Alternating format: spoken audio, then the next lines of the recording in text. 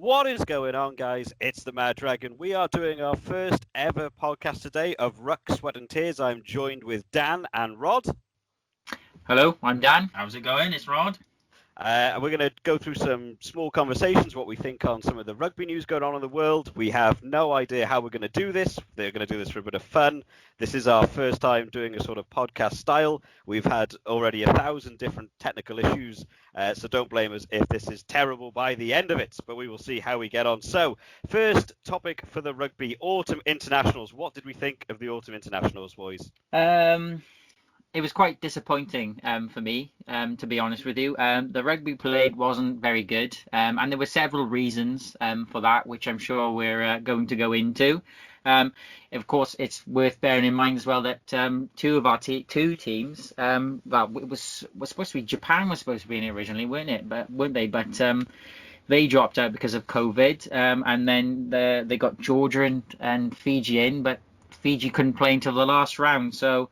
It's not been very smooth. I found it to be quite boring, to be honest with you.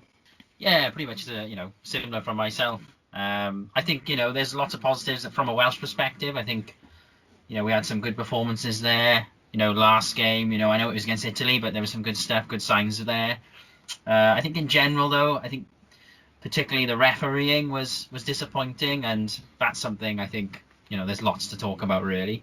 Yeah, I think on the whole, the tournament itself was built up to be some sort of amazing 8 nations new tournament. It's all going to be amazing, and by the end of it, or even before it began, the tournament basically turned into a 6 nations plus Georgia, where 5 of the 6 nations had no starting teams, and that was the whole tournament. And you sort of got paid, pretty much you were paying to watch England work their way through to a final, and then for actually quite an exciting final in the end. But I can't say there was any particular things I was looking forward to. Any of the games I was really looking forward to mainly got cancelled. We didn't get to see Scotland-Fiji, which I thought was going to be a really fun game. And also Italy-Fiji was the other big one I was really looking forward to see if that Tier 2 nation versus the Tier 1 nation, but they are at the similar sort of playing level, whether Fiji could cause a bit of an upset there and maybe even work their way into their own 6 nations bidding. I don't know how that would work itself out.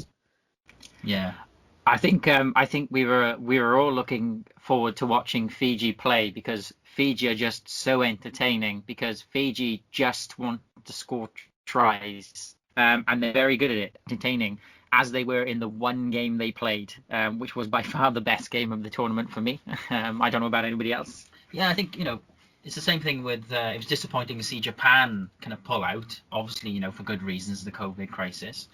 But and again, Japan alongside Fiji are just a very attacking team. They've built themselves up to a platform where they can really run around teams, and that's something we kind of missed, I think, in the tournament. We just have a lot of very well drilled teams which have these strategies of kicking to the opponent and kind of grinding through those kind of processes, really. But it would have been great to have seen Japan in the tournament myself. I'm still disappointed they didn't turn up. And it would have been absolutely, would have been brilliant to see more Fiji games and see Fiji run at a few teams. I mean, who do we think would win between a Japan and Fiji if that game could have gone ahead? Oh, that would have been a great one, wouldn't it? Fantastic game that would have been. Oh my goodness. I'd say Japan. I think I'd say Japan. I think Fiji, and I'll tell you why. I feel that I think both teams are attacking. Neither are particularly amazing on defense, but I think Japan's defense would be particularly vulnerable to Fiji, because they're just such huge, fast runners. And I think I think it would be a battle of who can score the most tries. I know that sounds like a silly thing to say in a game of rugby, but I think there would be a lot of tries, and I think Fiji would score more. I just think they have more attacking power. It's a battle of who has the best attack, and I think Fiji do. It would be a thrilling game to watch. Really thrilling game. Until Japan build up their defense. Then I think a team that goes full on attack like Fiji would be able to overcome them. Ironically, I suppose that's why you see Japan sort of do better against some of the more tier 1 teams, because the tier 1 teams seem to lack of a lot of attack right now, and they seem to do the kick for territory thing. And kicking for territory tends to seems to me to waste a lot of game time, which is why it's less tries are scored in those games. So yeah, I think Fiji would beat Japan. I do. Both teams. Yeah, I was just gonna say both teams have got some real standout players now. I mean, Japan, especially look at kind of Michael Leach and things like that. You've got some real kind of standout players. Fumiaki, Tanaka, again, like they've kind of made their names really. And I think this is the same with the Fiji. You've got players in those teams which really stand out.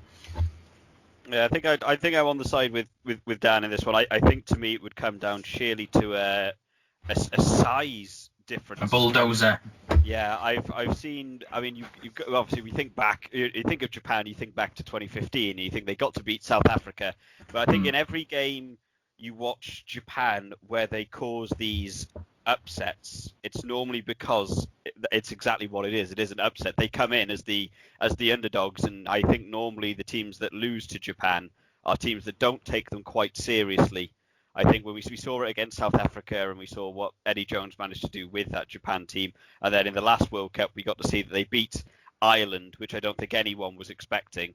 And then I think Scotland took them a bit more seriously, and I remember that Japan-Scotland game being absolutely nail-biting, just who could actually win that game, because they tried to play them at the same level. I think coming up against Fiji, I think actually Fiji would probably be rated lower than Japan to win, and therefore there is no expectation that Japan might not turn up for that one. I think Fiji would know how Japan were going to play, and I think having your big boys, your Nadolo on the wing. I mean, I know people like Matsushima are immensely speedy, but if they ran into each other, I think I'd put full money on Nadolo to run him over. I just don't think that the Japan would be able to deal with the size. I mean, again, you don't get to see Japan play big boys very often. You don't get to see them play like Australia or Tonga or Fiji. You don't get to see them play some of the island nations of guys that weigh like 20 stone at full speed. You do get to see them play teams like Wales or England that very much have backs or forwards, where I think Fiji have a lot of players that are they are backs or forwards. Realistically, it just depends where they fancy playing that day. So I think my bidding would have to go for Fiji for that one. It's a shame you're wrong. Well, we can't all be as knowledgeable as you. So yeah, no, I agree.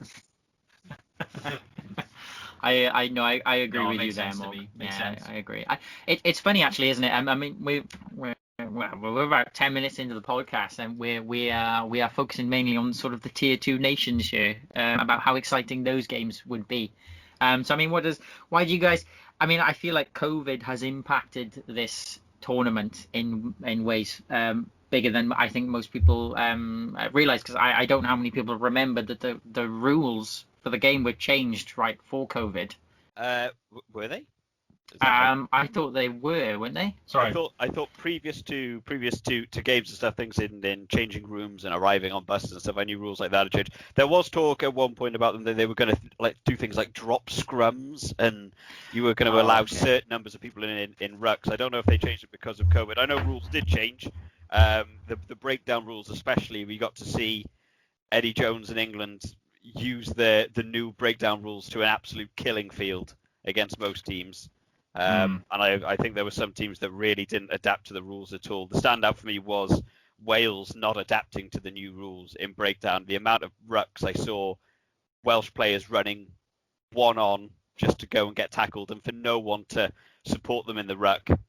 And it's now so easy to get turned over in a ruck. I don't know why that new rule didn't apply through. I know you two don't watch a great deal of the Southern Hemisphere rugby, but watching New Zealand teams adapt to the new rules when they came in, and they were doing it at the club level. I watched the Super Rugby Aotearoa, and each of those games, the first 2 or 3 games of that tournament, there was 40 to 50 penalties in a game, and it was insane because they introduced the new breakdown rules and the new offside rule, and teams really struggled to cope with it. And then about 2-3 weeks in, everyone's got it together. Everyone sorted it out.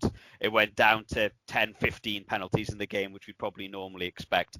But also the rugby is so fast and clinical in New Zealand club level now. It's actually a little scary. And actually, I don't really think it's translated to the international squad very well at all, because it hasn't been rolled out to world rugby as a whole yet. So Tri-Nations haven't abided by the new breakdown rules, and then the autumn nations have sort of implemented them. New Zealand are playing to their own standard, which I think by the time 2023 rolls around for the next World Cup, I think New Zealand could be a dangerous force in terms of just trying to get the ball back off them.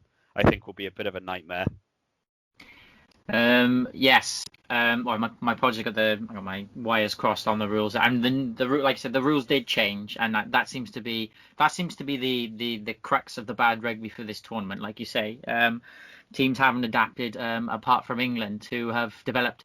They've created the optimum strategy for rugby at the moment, and unfortunately the optimal strategy is not the most interesting strategy.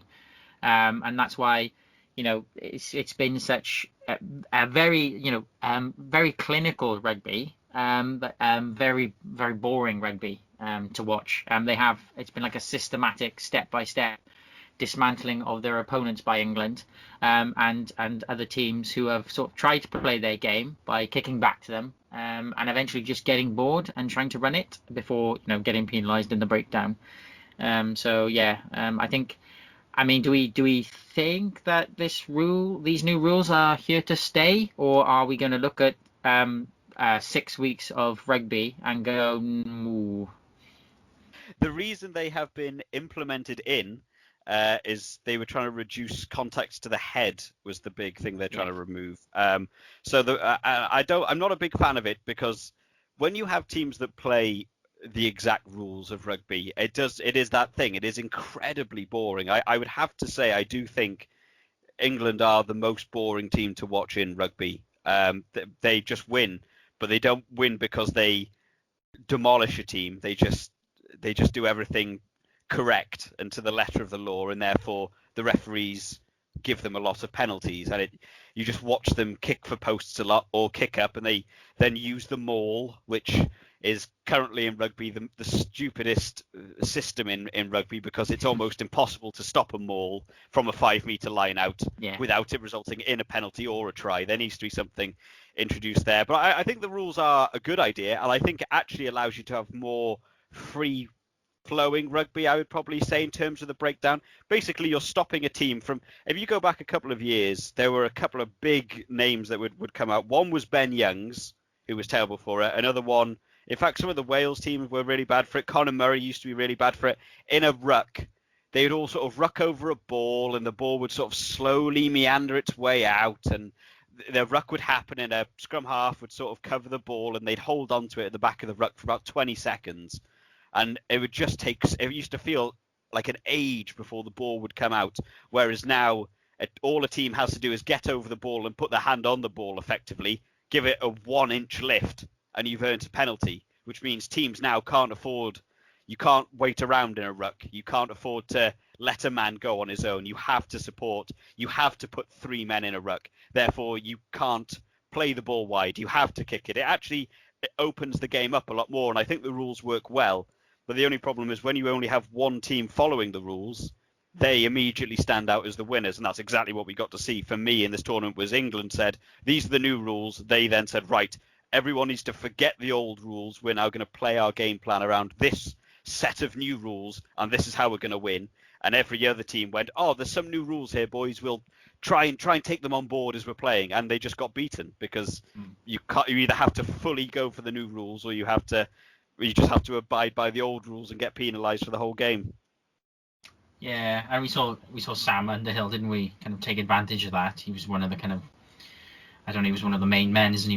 In the England team, really, one of the kind of main cogs of their kind of machine. And I think in terms of Wales, we saw Wales bullied across the park. Really constantly isolated, struggling to get over and defend that ruck. Interested, actually, more. We say that. The problem is at the moment only one team is playing to the rules. England seem to be kicking for territory, and they're charging it down, and they're hoping, because we see them screaming as it forms, that the ref will give a penalty, so that they can claim that territory. If both teams start playing by those rules, is it not just going to turn into a giant kick back and forth for 70 minutes until someone accidentally makes a mistake with those 3 points? Well, that's exactly what we saw in the England-France game. the youth France team played almost identically the England game plan. They, which I think was a bit wrong. There was Dulan and Jalibert particularly were big at trying to kick further down the field when, in my opinion, there was a number of times they definitely could have kicked a touch and reset. And I think overall that's why they weren't able to hold in that second half and going into the sudden death. But that's exactly what we saw. People ranted and raved about that final because it was so nail biting. Well, the reason it was so nail biting is because it is a team that is absolutely on paper you should win this. And as I said in the video that I made about it, there was a bet you could put on with Sky Bets where you bet on were England going to win with France scoring no points, and it wasn't terrible odds. People assumed France would do nothing. So what France did is they did entirely England's game plan and played back to them. And what you end up doing is you completely level the board. If everyone plays like England, it proves England's game plan isn't actually hard.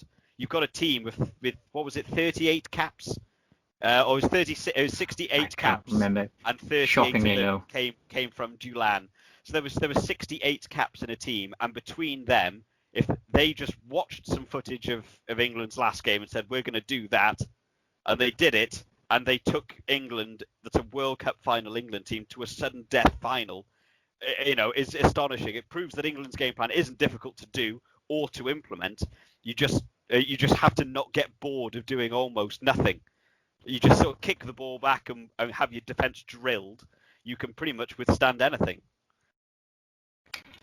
I mean, all right. Maybe shall we talk about that game? I mean, first of all, I think I would like to congratulate England for winning that tournament. I think it feels like they were the only team that brought their tier 1 A team and went out to win that tournament. They were very clinical, and they because even France kind of, they only half committed to this tournament. I wanted France to win the last match, not because of the classic Wales versus England rivalry. No, it was just because I expected France to get steamrolled, and they didn't. They came to compete, and they were ultra aggressive. And I suppose the shock. They were the underdog. But interestingly enough, Rhod talked about Sam Underhill. He was pulled off relatively early. I can't remember what minute. It would appear that France were targeting him and Tom Curry. They were hitting them really hard. I think he was pulled off. I don't even think he made it time. It was the 43rd minute. I remember Eddie Jones made some very awkward changes. That was they put. I think did Joe Marler come on then for Ellis Genge? I've only just rewatched the second half for the next part of the videos I've been doing, so I haven't actually watched that through a whole bunch of the second half, but it is very early on, and I think a great call. Again, Eddie Jones makes the calls at the correct times.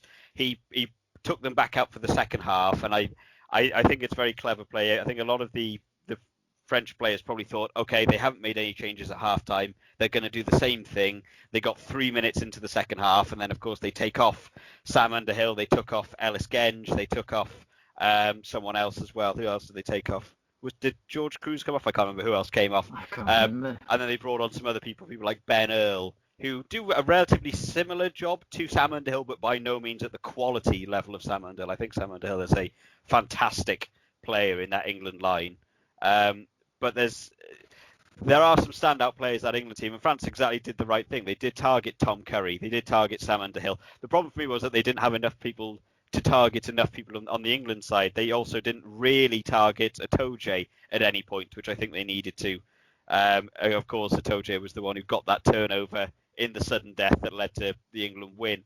Not enough people target their main jacklers. England have a very easy game plan to actually break down, and I'm surprised more teams don't adapt to playing them better. But I'm sorry, Dan, I did interrupt your point. You carry on with what your point was before. No. I'm only thing I would add to what you were saying, because you're quite right. I think France went with the game plan, understanding how to break it down and how to sort of how to beat England. Because I think they went in with a strategy. They correctly identified, if we frustrate the seven, then we can cause a sort of a breakdown in England's systems, move it to that sort of free-flowing rugby that the French are so very good at. And the times where, as you talk about, Otoje was able to, get the turnovers and so on and so on and so forth. I feel like the upper hands that England got were perhaps because of the inexperience of the French team at that level. Had this been the French A team, and Olivon would have been there and all that. I'm not sure it would have been that tight. I think if the A team, France, had come out with that strategy and played with that aggression, I think it would have. They would have pulled clear by possibly more than 10 points. Yeah. Yeah, I think I would agree with you on that. I think not having their set players really, really damaged them. Do we think that Eddie Jones won this tournament for Eddie Jones? It's something I have been thinking about the past couple of days. Is everyone came into this tournament with relatively B teams just from the beginning, whether it was through injury or through player choice or through French leagues deciding you can't have your main players.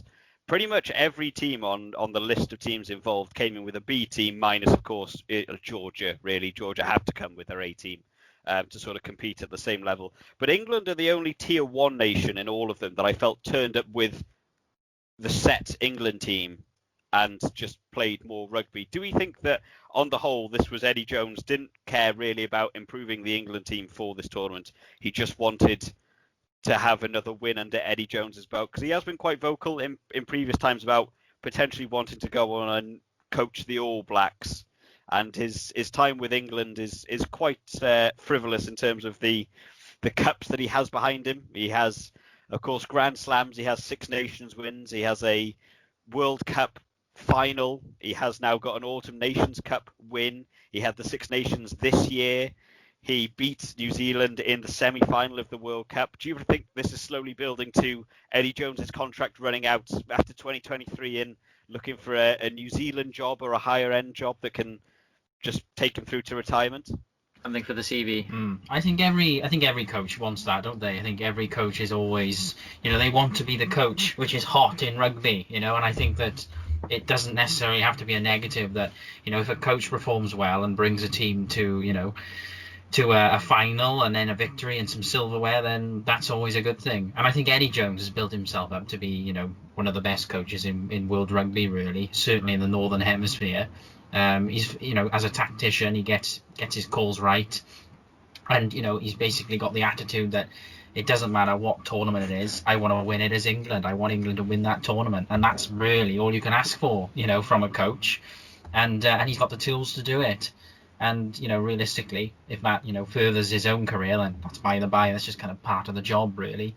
And I think when he's done with England and that contract ends, I mean, he is certainly he's certainly in contention right now for that big job, the All Blacks job. But anybody be happy to have him, I think. Really, be mad not to.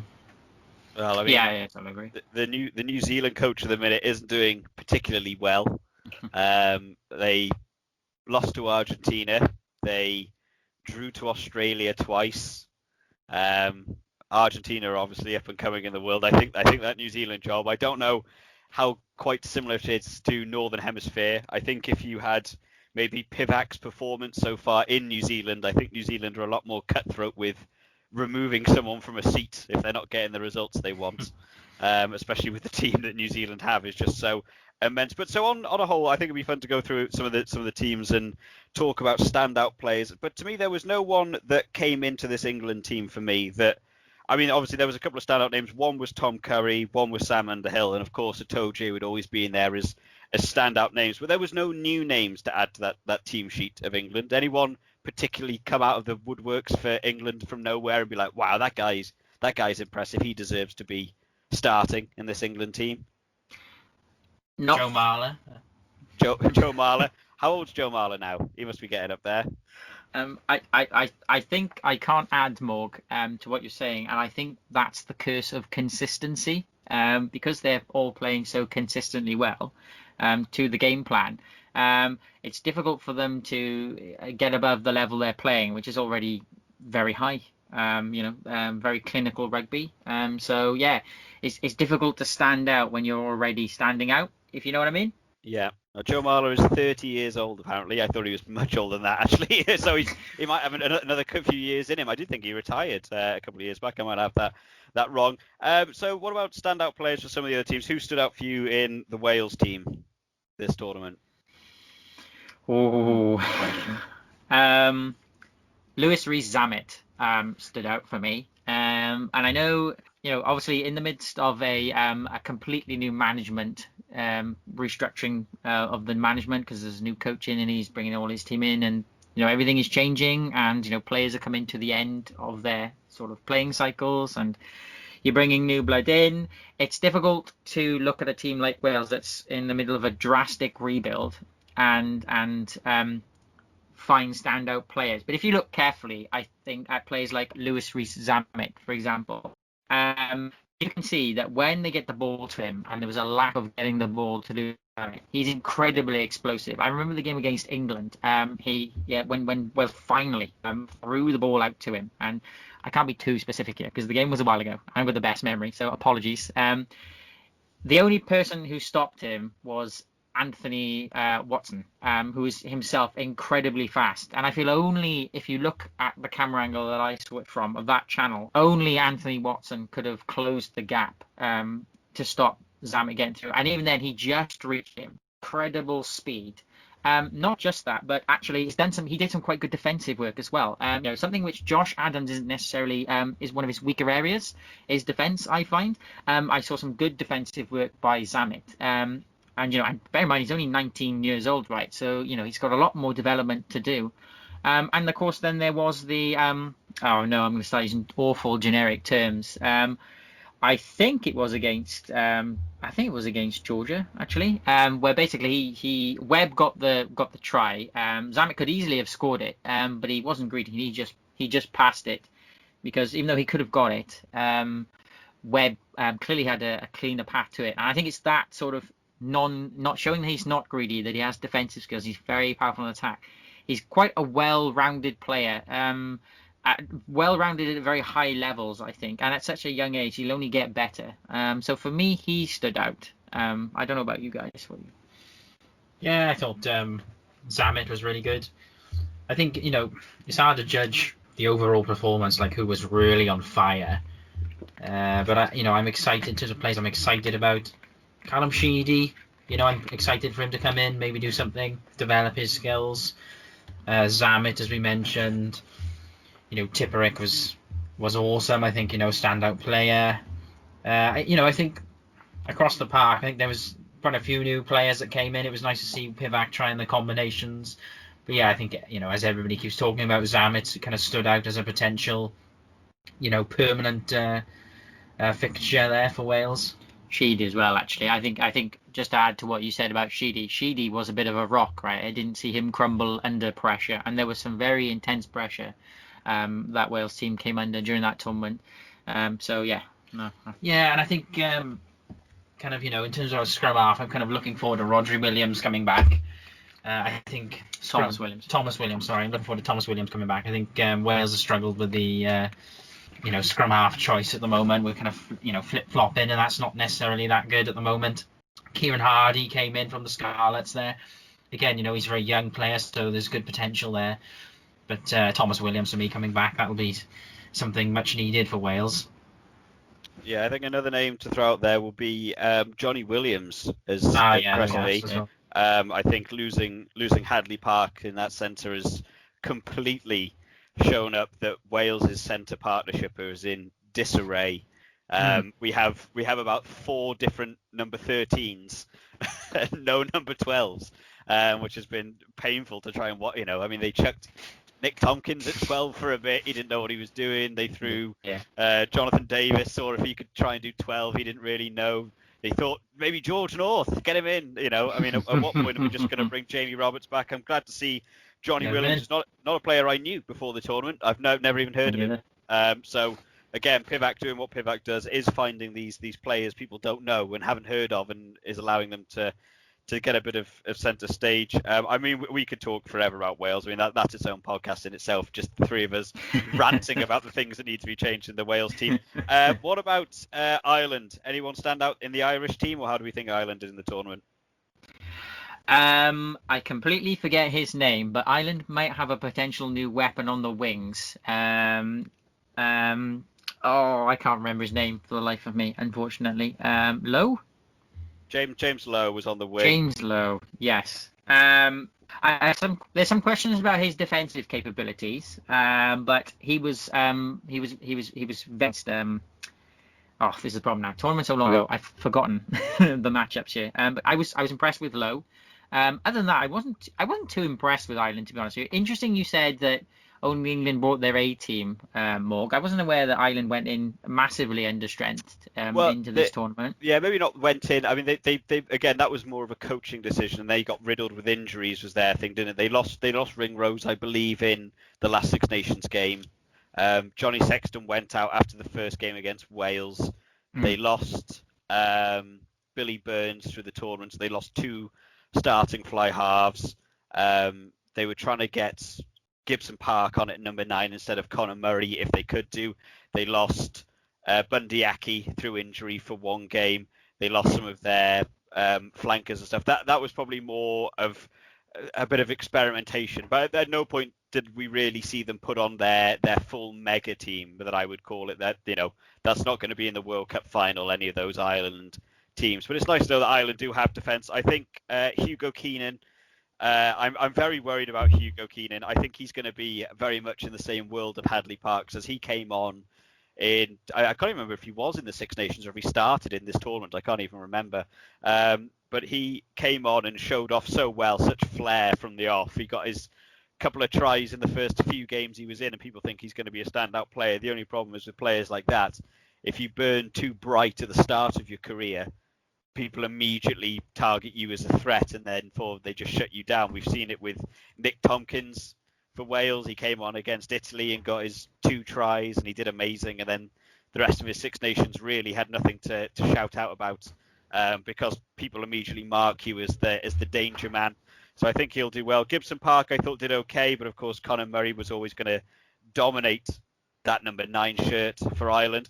Peter O'Mahony, I thought, had a really good tournament for Ireland. Who, again, I think I don't even know how old Peter O'Mahony is, but he must be up there for the 40 range. I don't know. Must be getting on a little bit. But Bundyaki. Bundyaki, again, a player that I personally don't rate particularly highly. I know a lot of other people do.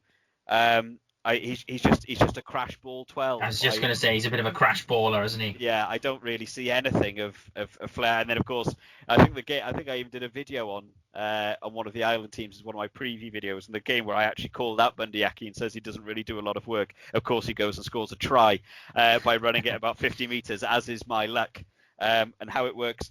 One person that did stand out for me who didn't get a lot of game time due to injury, he had his 1 game, was McCloskey, who of course had his 50-meter try disallowed in the second game for Ireland, which I was sad to see. Given that you only beat me, I beat you by 4 points on the old fantasy rugby there.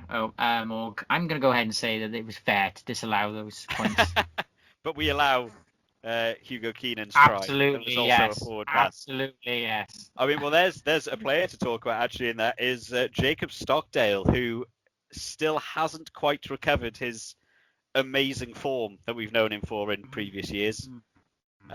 A lot of forward passes, a lot of penalties given away, no real attacking rugby. I mean, any tries that I've seen from Stockdale in this tournament have been in the 80th minute against a tired team where he happens to sort of run and get a try. I don't think Jacob Stockdale should still be super happy about his performance for this tournament. I don't know what you guys think of Jacob Stockdale and where he is currently. Obviously, he's lost that winger position now. He's almost practically been moved to fullback full time. Fullback.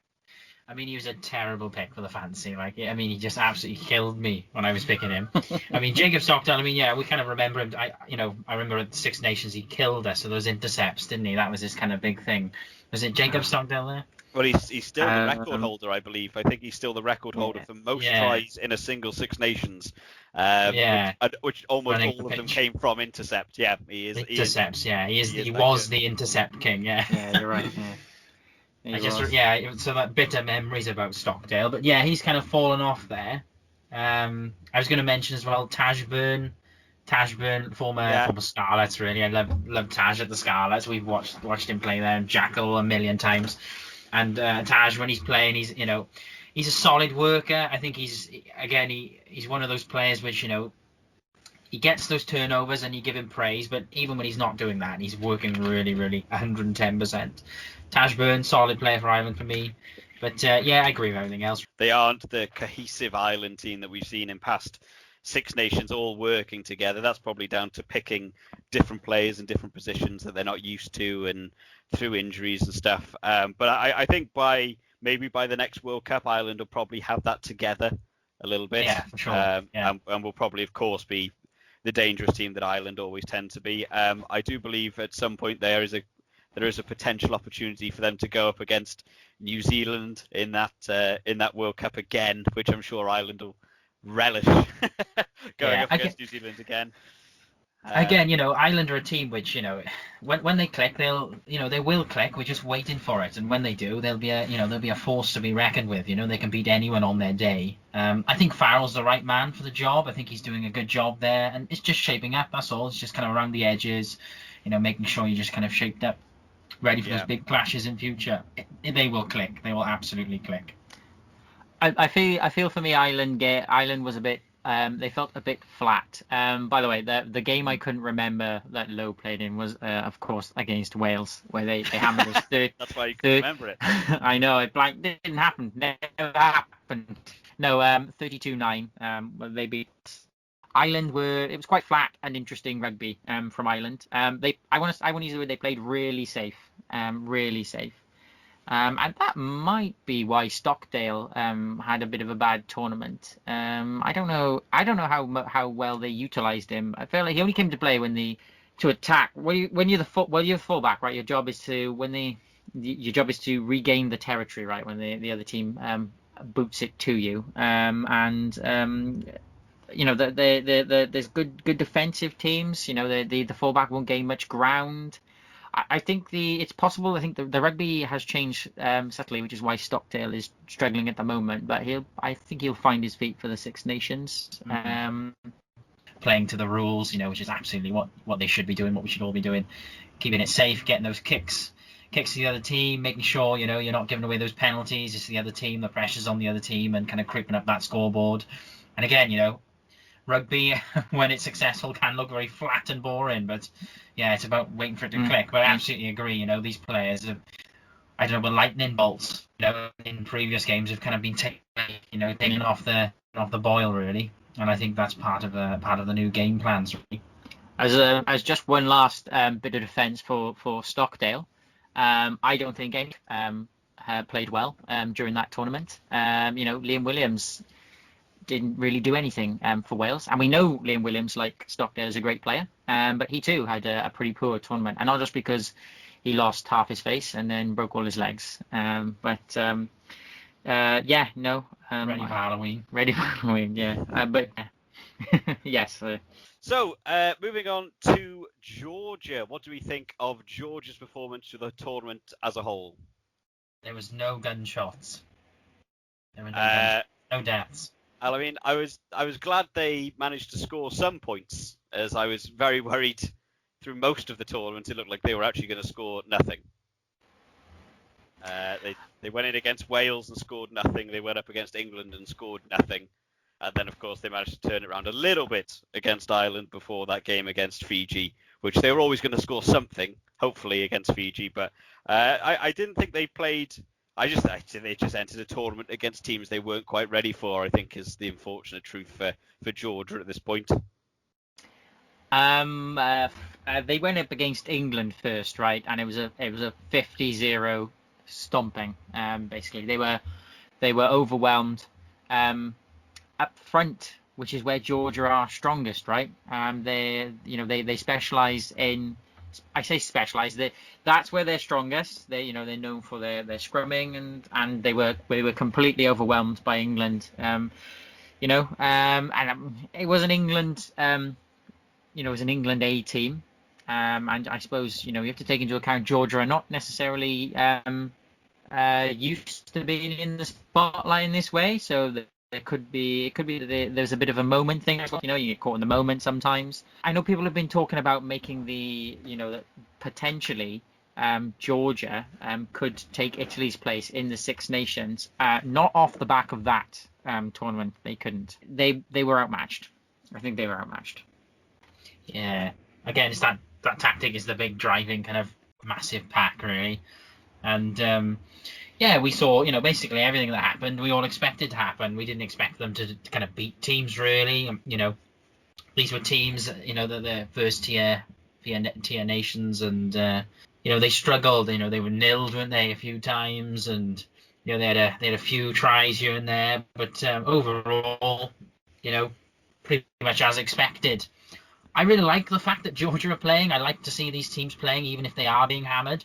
I think there's a few comments from some of the Georgian players. They'd like a kind of spot in the Pro 14, and I really agree with that. I think if we're really going to bring rugby into the mainstream, and I know it is a mainstream sport, but it's dwarfed by football, of course. If we want to really spread the joy, what we believe is rugby, then we need to start getting these other nations involved in our club tournaments, and they need to professionalize. And I think that's something Georgia are hungry for. Absolutely.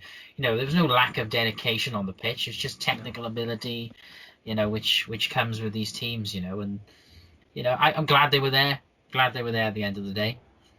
Yeah, I think Georgia, to me, Georgia have actually gone downhill, and I don't know whether that was lack of playtime this year in particular. I mean, we've got to remember 6 of the 7 teams that played in this tournament, forgetting Fiji because they just weren't in it for any of it, but 6 of the 7 teams have played in a tournament prior to this. They had, I don't know how many minutes it adds up to, let's call it, 300 minutes of game time each or something leading into this with, over the course of the Six Nations.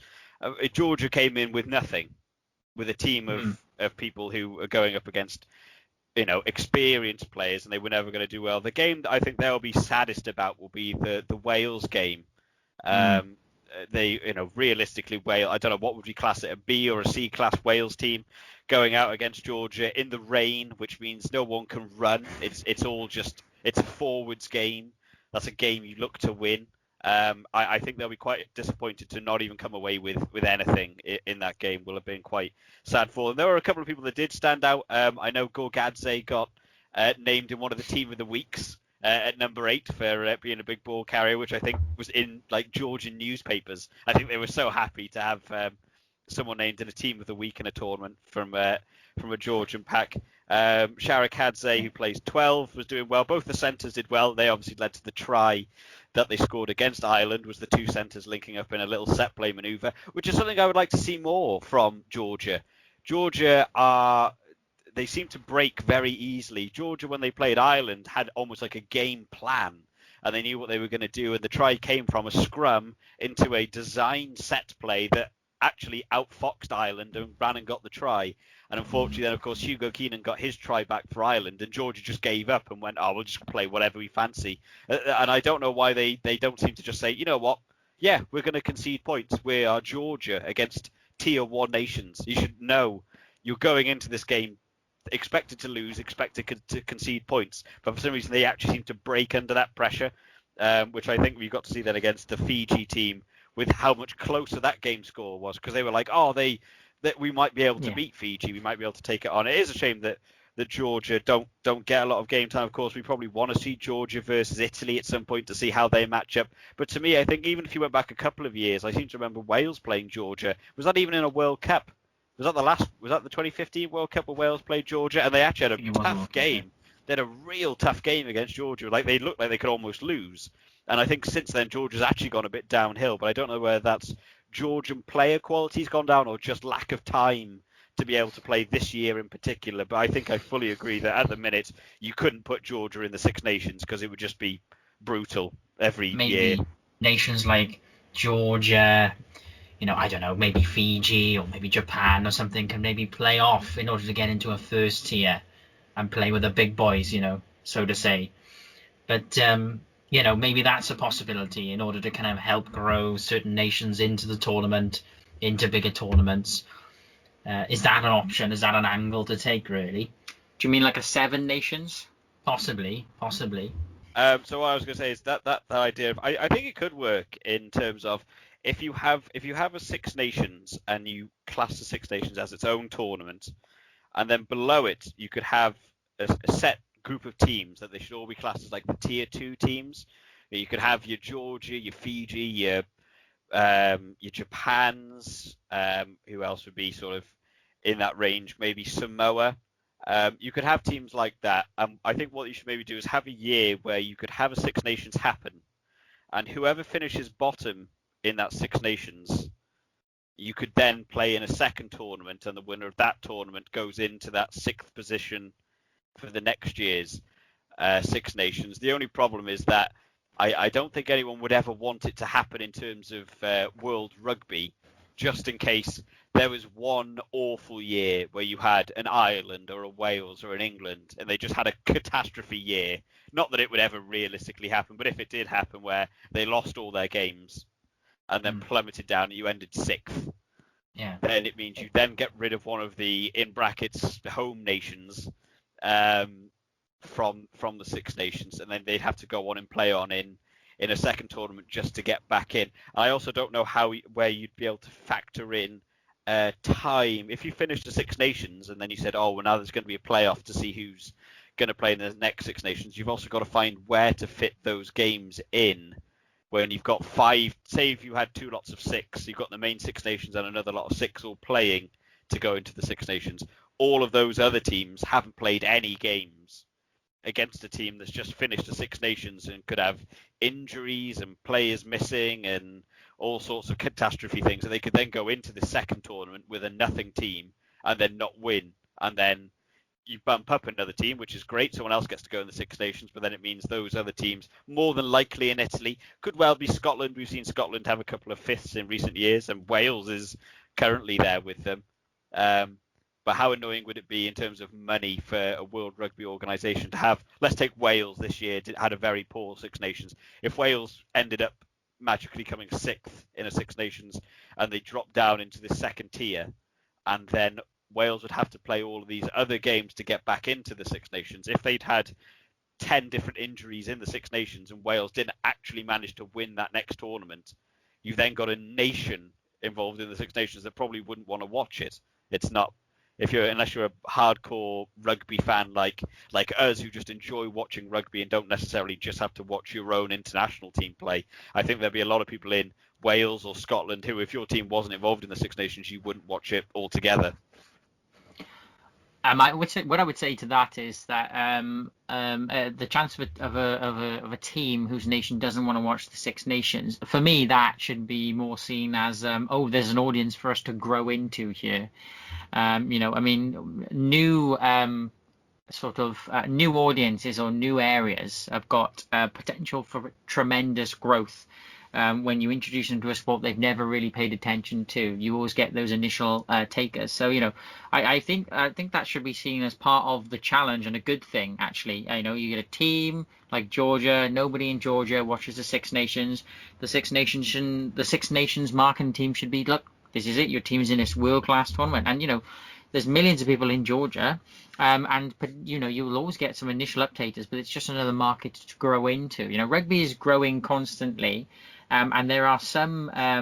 It's like anything, though. These are unsaturated markets. Wales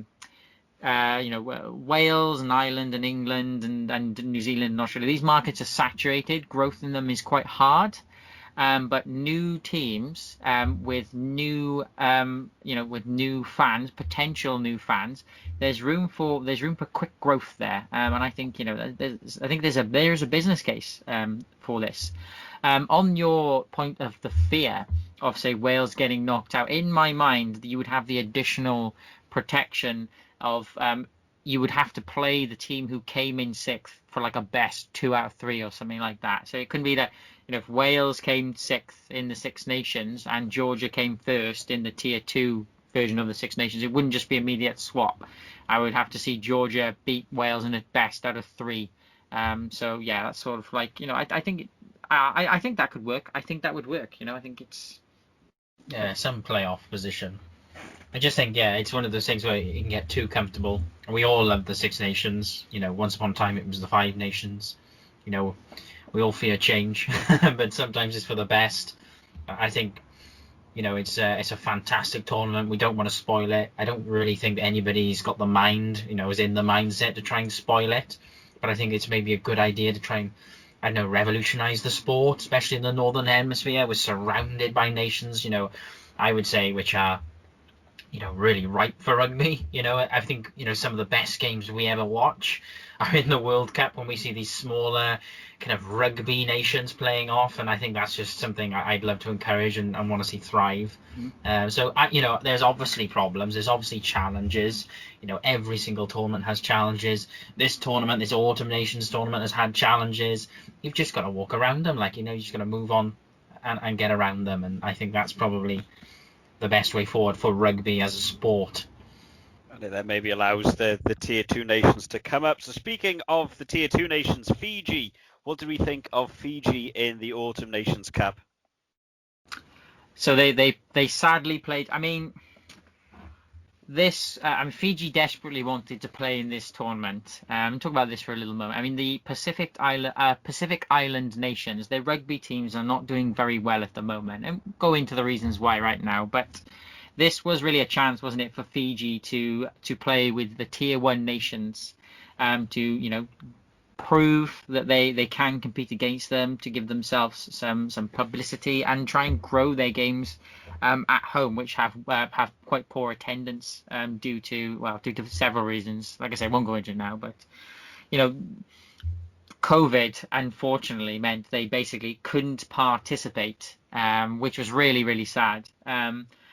And when they finally got to play against Georgia, it was the game that I think we all like to see, a top Tier 2 nation versus a top Tier 2 nation, and they came out wanting to make up for all the rugby they hadn't played. 5 games of rugby in that one game of rugby. I don't think it was less than 5 minutes, under 5 minutes. Nadola come back from retirement, gets a try. And I remember thinking, I think I said it to us. I said that guy is going to get a hat trick, and this game against Georgia, and he certainly did. He was an absolute beast.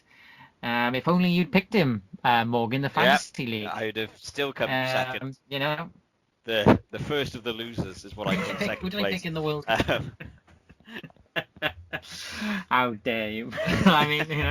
Nadola. He stole the show. Fiji, and they were playing players out of position.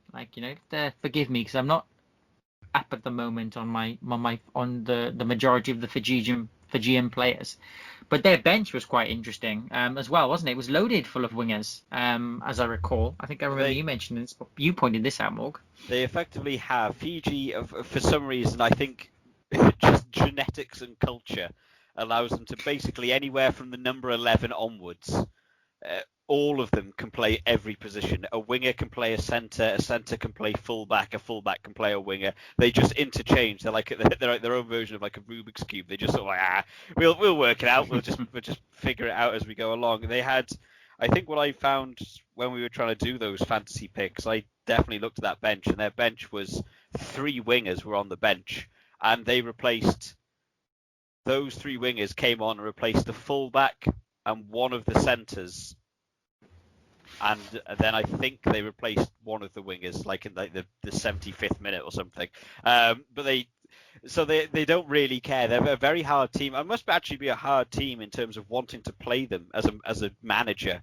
If you were trying to organise your own team and your own game plan, do you look at their team sheet, what they've announced, and you actually have no idea who's going to replace who. They can all go everywhere. We saw it even in the game. Semi Randrada moved back to centre. He can play centre or he can play wing, depending on the team he wants to play against, as can most of them. They just sort of interchange, which I think is a bit of a nightmare, especially when you've a team like Georgia, who are the top class Tier 2 team, but probably don't have the financial backing behind them to come up with these elaborate game plans, have great coaching staff behind them, have the best facilities to have recovery and pre-planning and watching VT footage, and they don't have all this. They just have to go on, this is what we expect Fiji to do. That's going to be their plan. We need a plan A and a plan B. And unfortunately, when you come against Fiji, Fiji can just create plans out of nothing. We got to see it with, of course, like you said, Yeah. Nadal is just a one-man tank. He just goes forwards. There's no game plan for that. I mean, I was quite surprised when I got to see the size difference in the Georgian winger that was supposed to be tackling him. I mean, I don't know what he did to annoy the coach to land that position, but I think some harsh words must have been said in that dressing room to have been said, oh yeah, your job is to defend that man. I wouldn't want that task by any means. I mean, it wasn't just the fact that it wasn't just Nadal scoring a hat trick. I mean, Tuisova as well. His work rate was excellent. I mean, he got one try, but in the second half, he had one of the most beautiful offloads I think I've ever seen. It was just magical. Just when it's like just as he's about to be thrown out into touch, it's almost like a Hollywood film moment. Just as he's about to be thrown out into touch, stop short of the line. It is a beautiful offload, but beautiful pass, and whoop, there comes another try. I mean, they were on fire, the Fijian team. They had one game to make the world stand up and pay attention and say, listen, we are hungry. We can be a tier 1 nation. And they, granted it was against Georgia, but like I say, when you've been sitting in a hotel room doing nothing for, what was it, 6-7 weeks because of COVID, to come out and play like that is quite an impressive thing, and it doesn't take anything away from Georgia either, because this is, historically Fiji have always beaten Georgia. I think they at the last World Cup they beat them, Fiji beat them 45-10. Something like that, so that the score sort of ended up as it was last time. Georgia put up a much better. Interestingly enough, Georgia, who initially look at the score at half time and you think, wow, Fiji have killed them, Georgia are dead. But Georgia did fight back in the second half all the way up until the 80 minute. They kept on going, But could Fiji bring that same magic against the tier 1 team? I don't know. And the tragedy is that we won't know not yet anyway, because of the unfortunate way in which the tournament has panned out for them. But this is by far my most entertaining game. I love this game. It was fantastic to watch Fiji and Georgia. I mean, this in a very, very boring tournament, the most interesting round has been the one where, it's been tier 2 team versus tier 2 team, or a rebuilding tier 1 team, Wales versus Italy. That was the best game by far, the best game of the whole tournament in what was the most entertaining round of the whole tournament. Yeah, but funny enough, as we said before, would they beat other teams, tier 1 teams, with ball in hand rugby? That's the question. Well, we'll find out in 2023 to see if Wales are going to be able to cope with them. And I just on that note as well, it feels like it's unfair. I don't know when Fiji will get to play a tier 1 team next, but it's a bit outrageous if it's another 3 years away, Well, they do play the other tier 1 teams. The only problem is the tier 1 teams they end up playing are New Zealand and Australia and South Africa and Argentina. It's a different animal. You can't compare Georgia to New Zealand and say, oh, look how well they're playing. That is a different thing for them to face. And it is a shame because I feel like there is a certain area of rugby in terms of team ability, and I think I would drag Italy into this category, but I think Italy, Japan, Georgia, and Fiji are in their own little world of rugby where they can't really seem to quite beat consistently the teams above them, but they absolutely dominate the teams below them. And I think it's a really hard area for them to get out of. They've got their market in terms of how many people are going to watch rugby. I can't imagine there's too many people who want to go and watch Georgia versus New Zealand. I can't imagine there's a great audience there, people that are going to pay money to go and watch that game, probably because they expect them to get hammered. But when you have them play these, when you have Georgia and Fiji play an Italy or a Scotland team, there is that chance that they actually could win if they come with I think that Fiji team that came out against Georgia, the performance they seem to do against Georgia, I think if they went against Scotland, I think they would beat Scotland. and I think Wales in their current form, I think Fiji could beat a Wales team in their current form. I don't know if they'd beat a starting France or England or Ireland at this point, but it's nice to see that they are moving up in the world. And like you said, after being in a hotel for 2 months, it's nice that they can actually still come out and play very exciting rugby. Absolutely, absolutely. Yeah, totally. Who are we going to move on to? We've got France or Italy. Should we do? Let's do Italy to start off with. Let's end on a big note on France, because I'm sure we've got a lot to talk about France. Italy in this tournament were just Italy, I think, is the only way I would phrase it. Nothing outrageous that stood out. They had a good game against Scotland, actually. I think I would be unfair to say they didn't have a good tournament. They had a very good game against Scotland. They were in the lead for 68 minutes. And held it right up until the end. And then, of course, as Italy tend to have, unfortunately, the fatigue and the mistakes begin to kick in. They, to me, still don't have the 23-man depth. They actually have a relatively decent starting 15 now. That is, they can put out and they can do good games with. But as soon as they begin to bring on their subs, it's just every sub they seem to bring on seems to be a chink in the armour. Even people that we didn't think of. I mean, Tommaso Allan has been such a key factor for Italy for the past 2 or 3 years. And even now, you've got Garbisi playing at 10, having a fantastic tournament. And very good tournament. Every time Tommaso Allan came on, it felt worse. It felt like they'd immediately lost a key member of the team. And you think Tommaso Allan was their starting 10 for 2 or 3 years. I don't think Italy had a particularly good performance in terms of rugby, but in terms of Italy, I don't think it was necessarily a terrible tournament for them in particular. Yeah, I think in terms of the Italian squad, I think it's shaping up into something, and I think there were a few players which definitely did stand out to me. Absolutely, as you say, Paolo Garbisi, I thought he looked really confident on the pitch, quite commanding, and I did really enjoy watching him. I want to shout out with Danilo Fischetti. I thought Fischetti was a real hard worker this tournament. He seemed to be everywhere for Italy and extremely passionate on the pitch.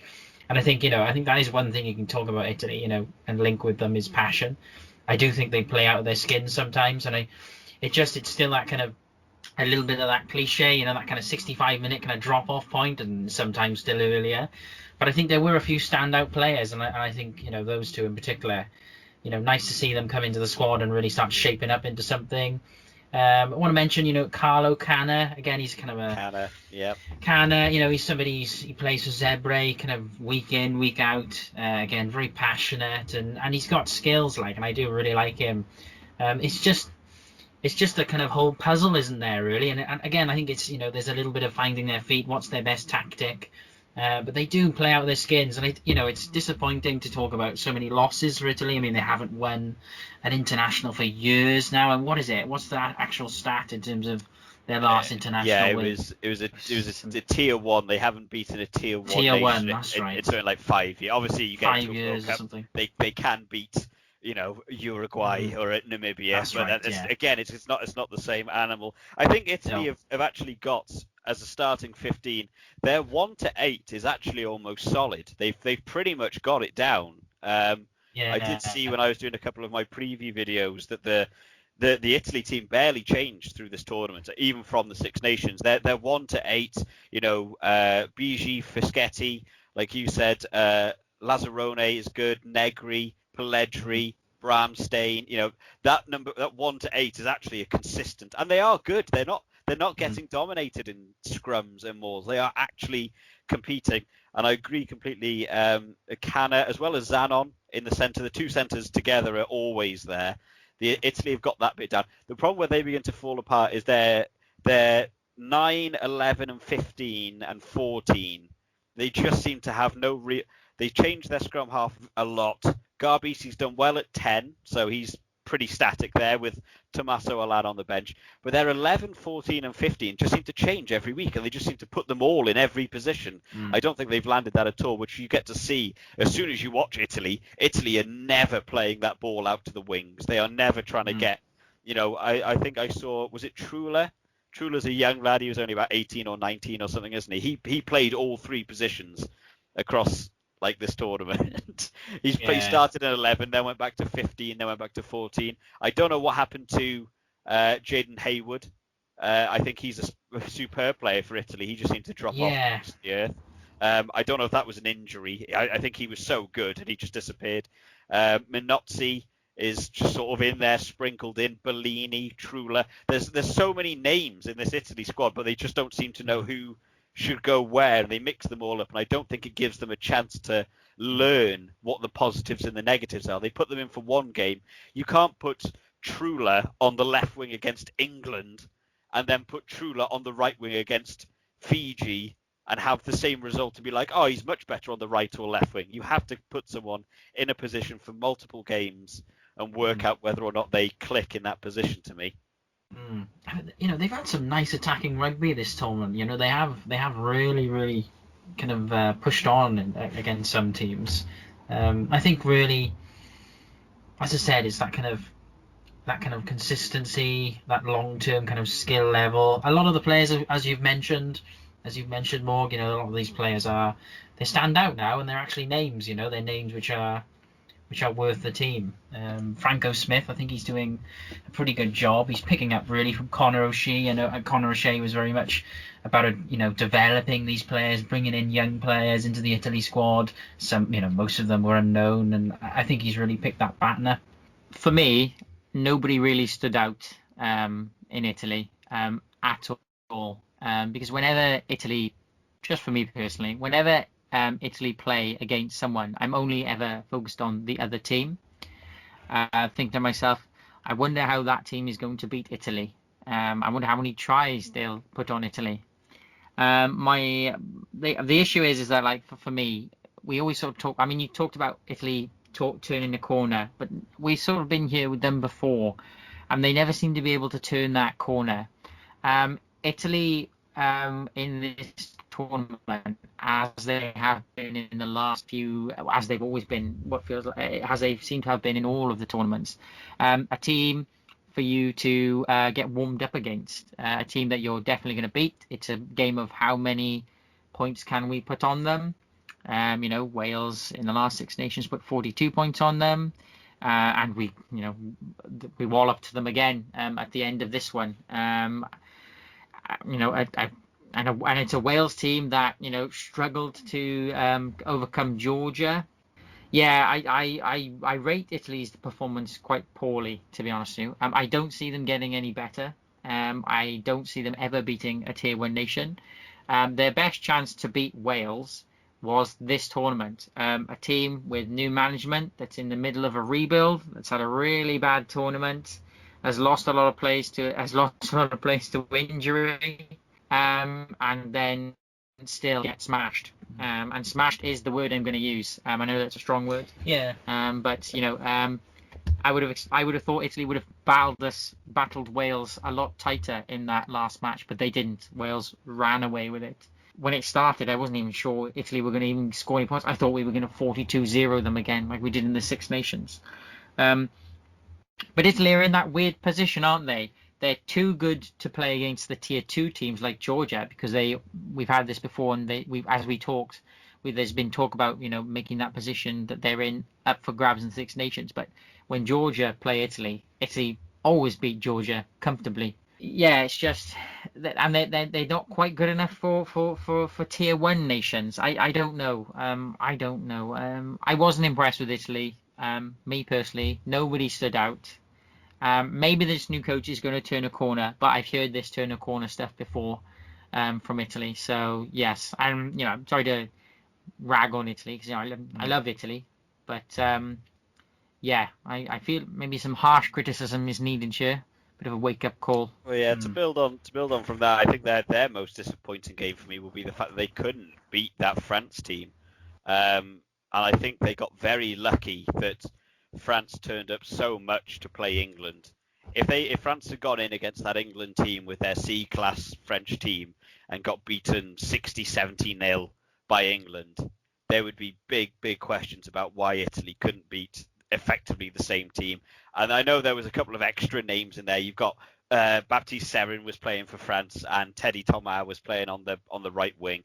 But realistically, Italy came in with not a starting Italy team. I mean, they were missing a couple of people in. I think it was Negri and Stain were missing from there. But it does feel like you're almost trying to make excuses. To me, if a team comes in with a C-class team against you and you are the team to beat, you should be able to put up a performance. And at no point in that Italy-France game did I think Italy are going to win this, which I think is astonishing. I think if France win that, they win that in the 80th minute. And it's like, oh, I can't believe they come away with that. That wasn't what happened. It was France came out and they led the game and they won the game, and Italy just played them and lost.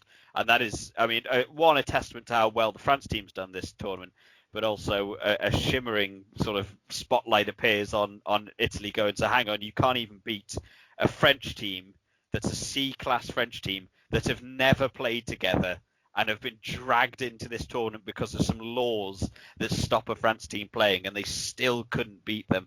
They just seem to be off that marker of being able to play the top teams, even not a full strength top team. They seem to not be able to quite compete with.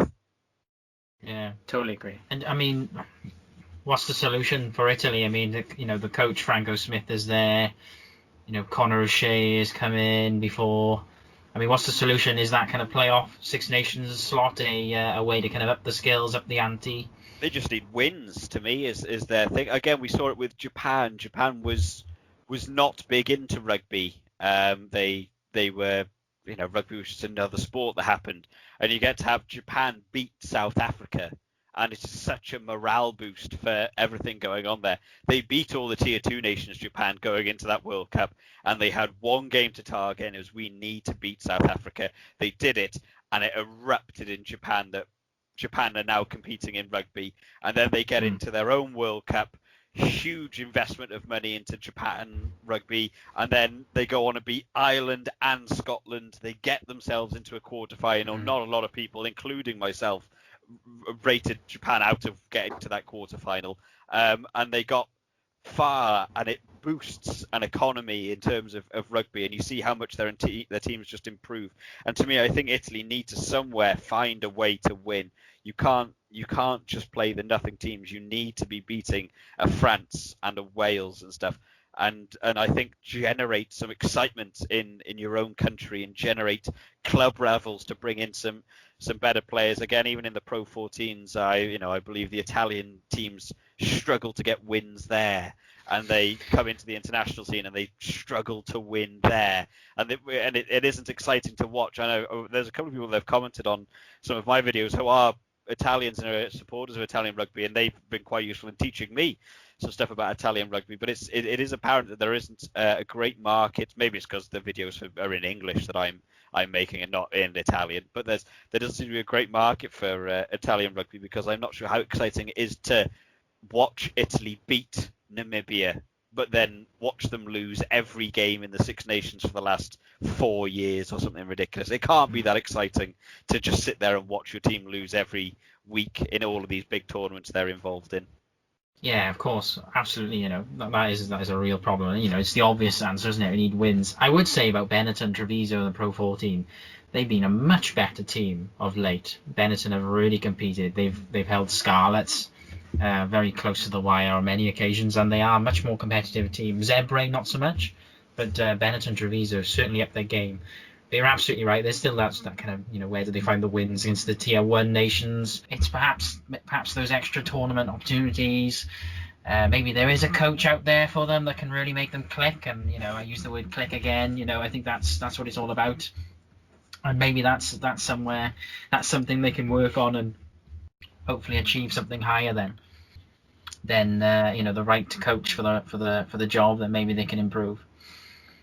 Well, talking of improving, we've got to talk about was, of course, France, who came in with a whole host of issues in their own way. They had their starting 15 they weren't allowed to play. Then they had their game cancelled, so their starting 15 that were going to play Fiji got moved. They could play Scotland. They went on to beat Scotland and then had to remove all those players, and laws were made around who could play what team. I mean, what do we think of France's performance through the Autumn Nations Cup? Sporadic. That is how I describe it. Sporadic. I don't know how to sum France up. They always seem sometimes they sometimes it feels like they're playing rugby, and they're like, oh yes, I will score a try now, thank you. And I don't know how to describe France. They are playing some fantastic rugby at the moment. I'm really, as a Welshman, I'm afraid to play them. I don't think we'll be able to squeak past them like we did in the World Cup.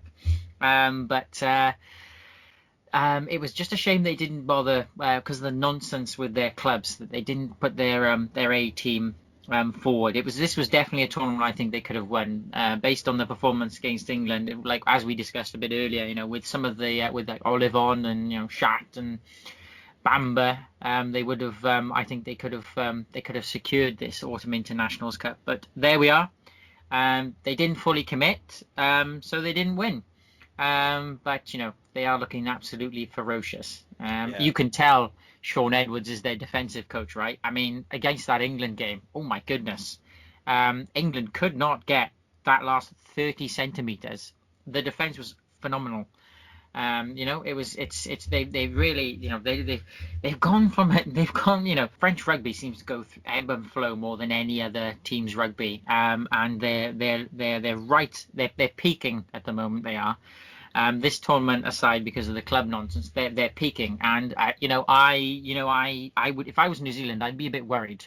Yeah, well, I think France have got a lot they've got to look forward to in the future. I am a little worried they are going to peak slightly too early ahead of. They've still got 3 years till the World Cup, and we have seen it in teams before. I mean, we got to see it with England for the 2015 World Cup, that as they went through from sort of 2010 to 2015, as they slowly began to increase and they were winning all those, coming in. I think, what did they win? They won the 2014 Six Nations, and they won the 2015 Six Nations, and they came in against into the World Cup on high hopes, but they peaked just that little bit too early and then didn't do too well in the World Cup. I think there's an opportunity for France to do very, very well, especially in this next Six Nations. I think France are my favourites for this next Six Nations to win.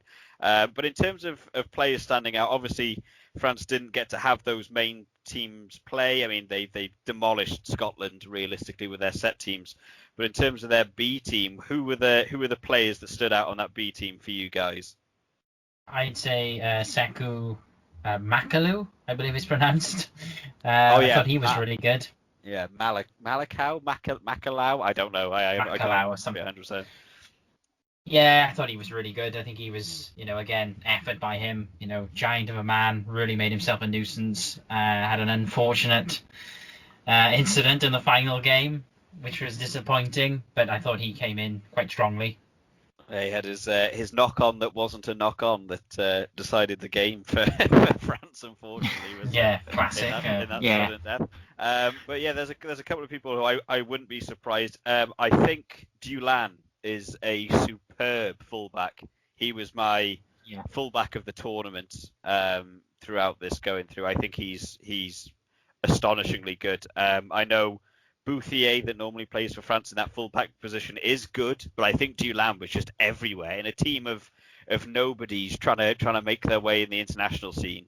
I think he absolutely stood head and shoulders above everyone. I do think his decision making was off a couple of times. There was a couple of kicks where he would receive the ball in his 22 and he'd roll the ball around in his hands. He was going to do this big kick and he'd poise himself and take a few seconds only to kick it 50 meters up the pitch to Elliot Daly. And you think, what if you've taken that amount of time to have the kick, make sure you're kicking it dead. But I think he stood out for me as the standout French player. There's a couple that I'm looking forward to seeing. Villiers, I thought, was doing well. I just don't think he had enough time to do anything. He's come over from sevens to now doing 15s rugby. Whether we'd see him in the starting team ahead of Vincent or Teddy Thomas, I don't know. I don't know whether he's quite at that level yet. But again, that French team, 1 to 15, the normal French team is already so solid. I don't even know who you could really replace. There was two people that impressed me in the forwards, one being Makalau or Malakau, or however his name's meant to be pronounced, that neither me or Rhod can remember. And the other one was Woki. He was also very good. The only problem for them is the shirts they're trying to gain. they're attempting to take Olivon or Aldrit's shirt away from them, which is a big ask in a French team that's firing on all cylinders. But I am very concerned for that 2023 World Cup that France could be looking to just go all the way. I think if they beat New Zealand in that game, I think they're on for a real charge to the final. I mean, Olivon is the captain, isn't it? So 7 is sealed.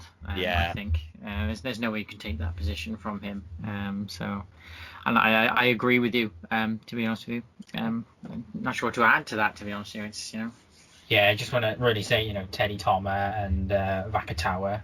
Again, classic French players there. If only. Trying to take credit there, we are. Yeah, classic French players there. Really, really dangerous players. Yeah, I mean, there's not much more we can say about France, really. They're doing extremely well at the moment, and this tournament, that game against England, has revealed a shocking level of depth to that squad. A lot of depth. In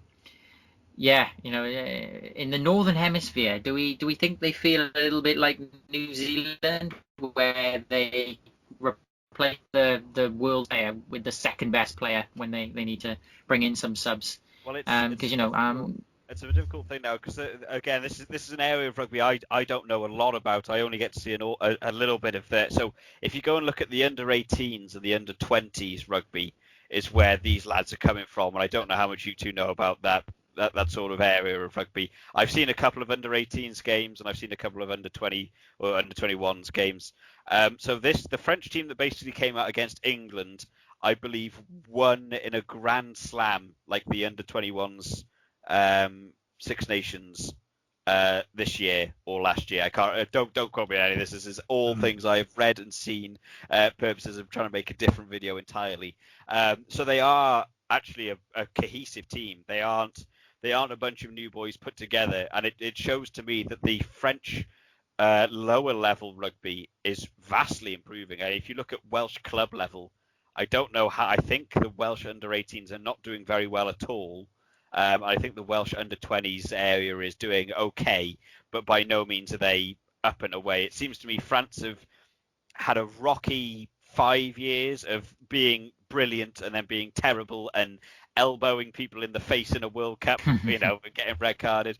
They're getting rid of that, and their up and coming players are now just class. I mean, the fact that they could actually play that game and it was so tight, and in my view, actually won had it not been for some questionable reffing, not noticing some knock-ons in the 78th minute. I think France win that game, and what an astonishing turnout for them. I genuinely think Galtier now gets to go forward as a strong manager, picking strong players with Sean Edwards as defence coach.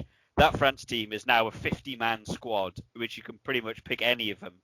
And you've got absolutely solid defence. You need a bit of training and just in fitness, and these boys that played in that England game played, I don't even know what it was in the end, maybe 110 minutes of rugby, and they only just lost at the end. That is a phenomenal feat to do. These are lads who probably don't know what sudden death is. They probably never had it in their experience in rugby. They probably never played in a tournament where in a final it's a draw and goes on. They probably didn't even know the rules. There was one thing I noticed at the end of the first half of the sudden death, that the clock went red and they kicked the ball back to England about 3 times. They didn't even kick it dead. I don't think they knew there was a half time in sudden death. I think they were just playing to see what happens. They weren't even 100% sure on the rules. So I'm very worried to see what this French team can be capable of. And New Zealand are not doing well at all now either. I think if France beat that New Zealand team in the pool stage of the World Cup, I could see them looking at the final, maybe even winning the thing on a whole. I've definitely got them down as favourites for the next Six Nations, though. Yeah, I think I agree with you there. Yeah. Sean Edwards, everybody's talking about it. Everybody says exactly the same thing, but it's true. Sean Edwards has come in, and he's definitely a force in that squad, and I think he's commanding a lot of respect amongst the players, and I think he's getting some extra performance out of them, alongside the other coaches there, of course. Shall we finish off with talking about Hoggy? So I'm dying to talk about that terrible. Yeah, Scotland is they love Stuart Hogg, don't they? I mean, I did it in one of the videos that I did a redo of my team of the tournament, in which People voted on who they thought was the best in each position throughout the tournament. And astonishingly to me, Stuart Hogg got picked in that 15 position as the best 15 in the tournament. I thought Stuart Hogg had a terrible tournament. I don't know about you two. What to say about Scotland? First of all, the rugby sphere has used the word delusion, and I might have used that word as well, and I don't think that's necessarily fair. But Scotland have not made the progress that they think they've made. To be perfectly honest with you, this tournament was England and a bunch of teams that are a mess, and Scotland didn't beat any of those teams. With regard to Stuart Hogg, I agree with you and disagree with the people of Scotland. Sorry, I don't think he played well in 15. I think his tournament is summed up by the kick he did at the end of the French game, where he had a chance to win it and he just booted it into oblivion, and then just stood there for 10 minutes staring at where he kicked it in utter confusion. What a disastrous mistake for him to make, and people have been raising the question. I mean, I'll let you talk about it. How, because I know you've got a lot to say on Stuart Hogg, so I'll hand it over to you guys. Yeah, Stuart Hogg for me is one of those players, and I think he has been for a while. I classify him in the same branch as some other players, where I think he is. He's such a name in rugby that people don't look at the negatives of Stuart Hogg. I probably because there isn't also an alternative. I couldn't tell you another 15 in Scotland. I have no idea. I don't even know who's second string fullback. He is in every game. He gets the captaincy. He's there just all the time. I don't even know who is their second string fullback. But he's one of those people that I think has been so renowned in rugby as being a great fullback that people just believe he's a good fullback. This tournament just exhibited everything that I think is wrong with Stuart Hogg in terms of the kicking game. Yes, he can kick a long way. That doesn't make you a good kicker. If you watch Elliot Daly kick from fullback, he boots the ball all the way down the field and finds grass and gets it into touch. Stuart Hogg kicks the ball all the way down the field, and then the other team has the ball. It does nothing. He also does it with the counter-attack running. He receiving the ball, counter runs. There was a terrible one he had against, was it against France or was it against Ireland, where he had a counter run where he had Duan van der Merwe on his left wing, and it came to a 2-on-1 situation, and he just didn't pass the ball and just went into the tackle himself, throwing a dummy. As if anyone in modern rugby ever believes Stuart Hogg is going to pass the ball on a counter-attack. He doesn't do it. He just never passes the ball. And I think he has a record of try scoring, which for me comes from everyone doing a lot of work, and then he's at the end to score a try, and people go, look how great Stuart Hogg is. I think rugby as a whole gets a bit of this view of if you score a try, you're great at rugby, and you forget the 10 phases of build-up that led to the try. I don't think Stuart Hogg had a good tournament. I don't think Scotland had a great tournament on the whole. There were a couple of standout names for me. Duan van der Merwe being one, I think had a good tournament. Came again out of nowhere for me and played very well. It was nice to see Sean Maitland having a bit of time back on the ball. Their centres struggled an awful lot. Trying to do anything with it. Darcy Graham didn't even turn up to do anything. Their 10 situation was interesting. They lost their 2 number 10s, and we were left with Duncan Weir to start off, and then lost Duncan Weir, and ended with Van der Walt at the end, who was, again, a name I don't know, who actually thought had a good final game for Scotland. I think all Scotland showed in this tournament is their great depth in number 10s, and that's about all I would take away from this Scotland tournament for me. Yeah, I just want to add to the Stuart Hogg point that for me, Stuart Hogg is a bit of a Mike Brown. I think he's got that classic Mike Brown curse, which just never passed, and you can always read it. If you tackle him, you'll just kill the ball. And I absolutely agree. Stuart Hogg just doesn't pass. A real problem in his game. And he does, he's a name, he's a household name, so he kind of catches this kind of positivity, but he does make a lot of mistakes, and I think maybe he's had better games in the past. Stand out, as you say, Van der Merwe. I think he was brilliant. He was kind of marked heavily towards the end of the tournament, but he still had a very, very good game. a few games. Duncan Weir again, good tournament. I think overall, it's just a few standout players really, and again Scotland, they do struggle across the team, to kind of fill those shirts. I think. So yeah, I totally agree. I mean, Scotland's only real victory was over a Welsh team in disarray due to huge changes being made, and even then, not a very convincing defeat. Not a very convincing victory over Wales. In what was not a very exciting match, to be honest with you. They just sort of squeaked past us. There's a big thing about it being the first time that they've beaten Wales in Wales. I don't really think they did beat Wales in Wales. I mean, I know technically they did, but it's very different when you're playing in an empty Parky Scarlets to when you're playing in a fully loaded Millennium or Principality Stadium. Would they have beaten Wales in a full house Principality? The Welsh crowd is always the 16th player. And for me, Scotland remain a team that doesn't seem to be able to win away, based on the argument I just put forward. I think they've let it feels to me like the victory over Wales. It feels like Scotland think they've had a better tournament than they actually have. Certainly, there's been some standout one or two. There's been one or two standout players for them, but all in all, I mean, let's be realistic. This has gone the way the Six Nations normally goes for them, right? If they hadn't beaten Wales, they would be in fifth again. Yeah, I think Scotland's one of those. I think Scotland tournament can be summed up as they've had some people put their hands up that they should maybe be looked at to be starting players, and that's about it. They beat Italy barely in the last 12 minutes of a game.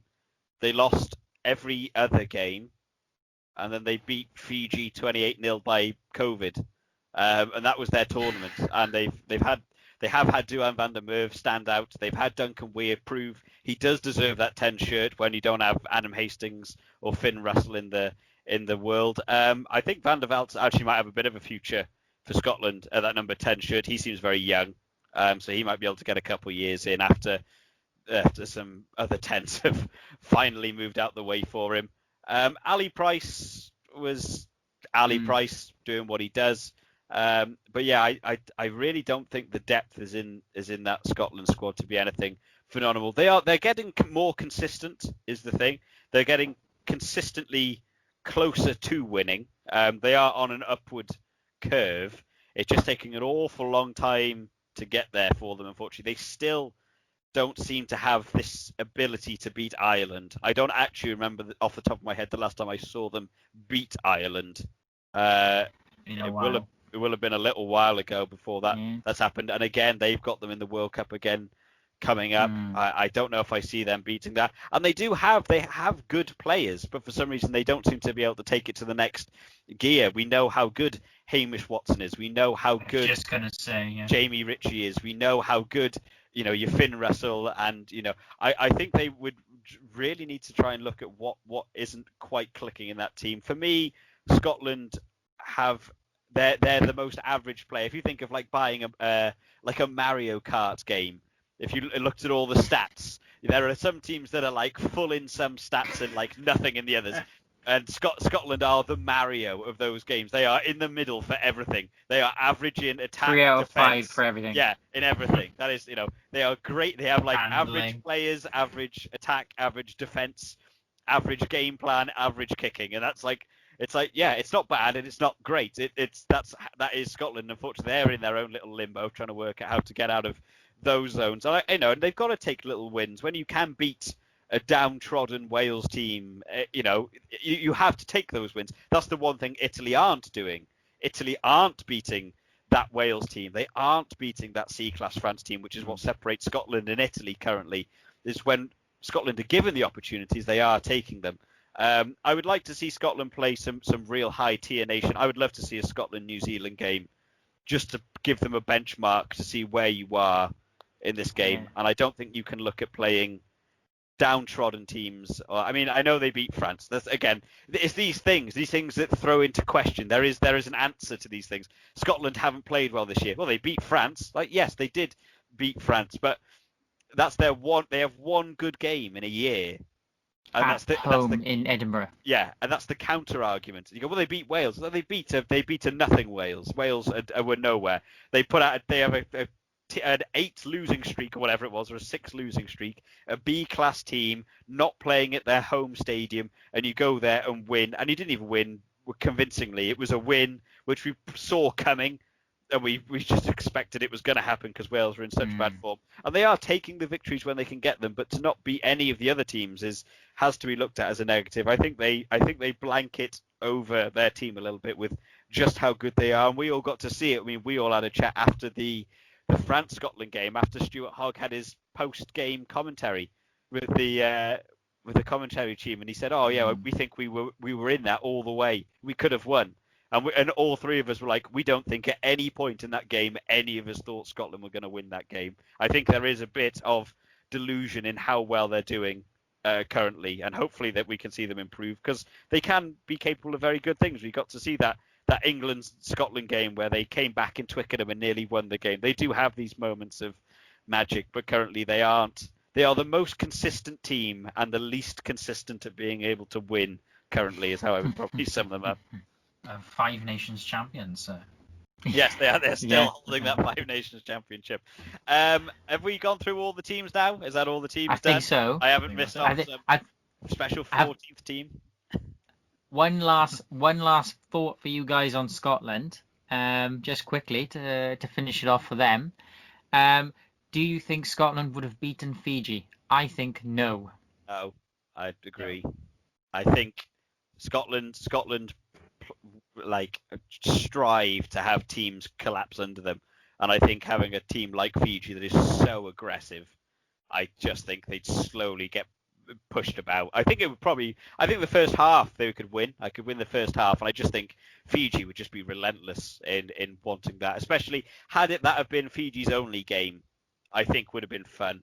Had Fiji not have played Georgia and had played the Scotland game instead, and had that 5 weeks in a hotel, devising game plans, thinking about what they're going to do, bit of fitness behind them, they've got anger that they haven't been able to play, I could see Fiji beating that Scotland team, in my opinion. Yeah, same. I think that would be that would have been a brilliant game. Would have been so good. Yeah, did that one, didn't go ahead. Right, so to sum off, finally, we're going to finish off talking about the reffing we thought of what happened in the tournament overall. Obviously, we had a number of questionable calls in that final, but across the tournament on a whole, I think we all saw odd penalties given, one-sided decision-making, calls from TMOs that were happening in some games and not happening in the others, a lack of consistency across the board for penalties. What did we all think of the reffing through this tournament? I'm still distraught, quite frankly, Morg, about the reffing in that tournament. First, let's all count to 5 together. 1, 2, 3, 4, 5. Blow whistle. You didn't get the ball out quick enough. Yeah. I mean, there was no consistency there whatsoever. Sometimes I was like, are you waiting for a bus? And the other times are, ref, the ball has been pulled out. What are you doing? That is a real big problem. The reffing around that breakdown is disastrous. Every single time, every single time I'm sitting there going, ref, just calm down now, ref. Keep the whistle. The second it forms, the ref's gonna go beep, hand in the air. And you're like, what even happened? And he's like, oh, you didn't get out quick enough. Or, no, he's on, or he's lying across it, or coming from an angle. Or... I don't know. There's like, are the rules too complex now? Do the refs need a tournament to learn? But the breakdown reffing was abysmal, and they definitely decided the outcomes of several of those games. Yeah, I think. Go on, Morg. Oh, sorry. I was going to say. I think the problem is there isn't enough rules. To me, I think there's too much onus on referees having their own version of the rules, which I think is a very negative thing. To me, the two key areas to sort of show this off. One is what Dan has said. This idea in a breakdown, in a ruck, some scrum halves are dragging the ball back, getting ready for a box kick, and you hit the refs are counting to 4 or 5 seconds, and then they shout, "Use it now." And they still, I mean, the worst one was, which actually I think it might even have been Nigel Owens that was refereeing, did actually blow the whistle on Ben Youngs at one point, because Ben Youngs was getting the ball to the back of the ruck, the ref saying use it, and about somewhere between 8 and 9 seconds after being told to use it, he was then kicking it. And you think, to me, if you say use it, you should have 2 seconds tops for that ball to be lifted out of that ruck. I think there's too much of a thing about there isn't set rules. A ref says arbitrarily use it, and you have an arbitrary amount of time, and the refs don't really want to blow the whistle because it will kill the game if you start just constantly blowing the whistle. But teams take advantage of it. And another one for me is the advantage rule. There needs to be a set rule about what an advantage is. The second half of the England-France game was one of the big ones that astonished me. There was an England advantage that happened. England started about 40 metres away from the France try line, and he called an advantage for a high tackle. And England played something ridiculous, like 8 phases, and they moved from the 40-metre mark up to about the 7 or 8 metre mark, and they went up and down the pitch twice, got all the way to there, and then France got a turnover, and West went no advantage, and the advantage was 58 seconds long. And I think that is an 80th of the game to have one advantage. There needs to be a rule of you have 10 seconds to say yes or no, I want the penalty, or there needs to be, you're allowed to make, if you make 30 metres in the pitch, the advantage is over. Or if you pass the ball 10 times, the advantage is over. Or there have been 3 rucks, the advantage is over. There needs to be a set rule about this now stops your advantage. We believe you've decided then not to take the penalty, have played on, and you've played on enough that an advantage has happened. And I just don't think that happens in rugby. They just seem to just call it as they see it, which I think is a terrible way to play rugby in order to have it fairly reffed at all. Yeah, I think at the moment, I think in general the rule tends to be what the ref deems fair. The advantage is in the word. I think the trouble is at the moment the way the rule sort of plays out is that the ref's almost waiting for the team to get points before they actually kill it. And that can be quite frustrating, especially when we see those long, protracted defences. When we get advantages on the line, you might have a kind of a defensive effort, which kind of keeps the attacking team, away off the try line. But the kind of referee is deemed, well, I'm actually waiting for you to get a try, get some points, so they kind of keep coming back for the penalty. And yeah, it does kind of take away some of the kind of competitiveness sometimes. I do think, maybe a time limit on that kind of advantage call, and then kind of kill the advantage, because it does go on too long sometimes. And you do see you have different refs which have their own kind of characteristics, and what one ref calls advantage, and one doesn't have the same kind of amount of time. I know there's a South African ref, forget his name off the top of my head, but he has a very quick advantage. It's inconsistent. I think it needs to be shaped up. In terms of some of the rules, I think the rules are there. Again, it comes down to some of the refs having their own interpretations. I think definitely could tell the scrum half to get the ball out quicker, and they do tend to go over that time. The time limit, and there's a bit of kind of a laxness in the rules there. So I think across the field needs to be consistency, maybe some time limits with the advantages, and just basically policing the breakdown more strictly, and kind of warning players, especially being pressured by players. I know that's something you've talked about, Morgan, the kind of pressure which players kind of put on the referee. I think that's really important. Something I find quite ugly about football. I don't want to dump on another sport, everybody loves their own sport, but it's one of the things which is disheartening with a game like football. The referee gets basically ganged up on. There's a surrounding of players, and people are very vocal.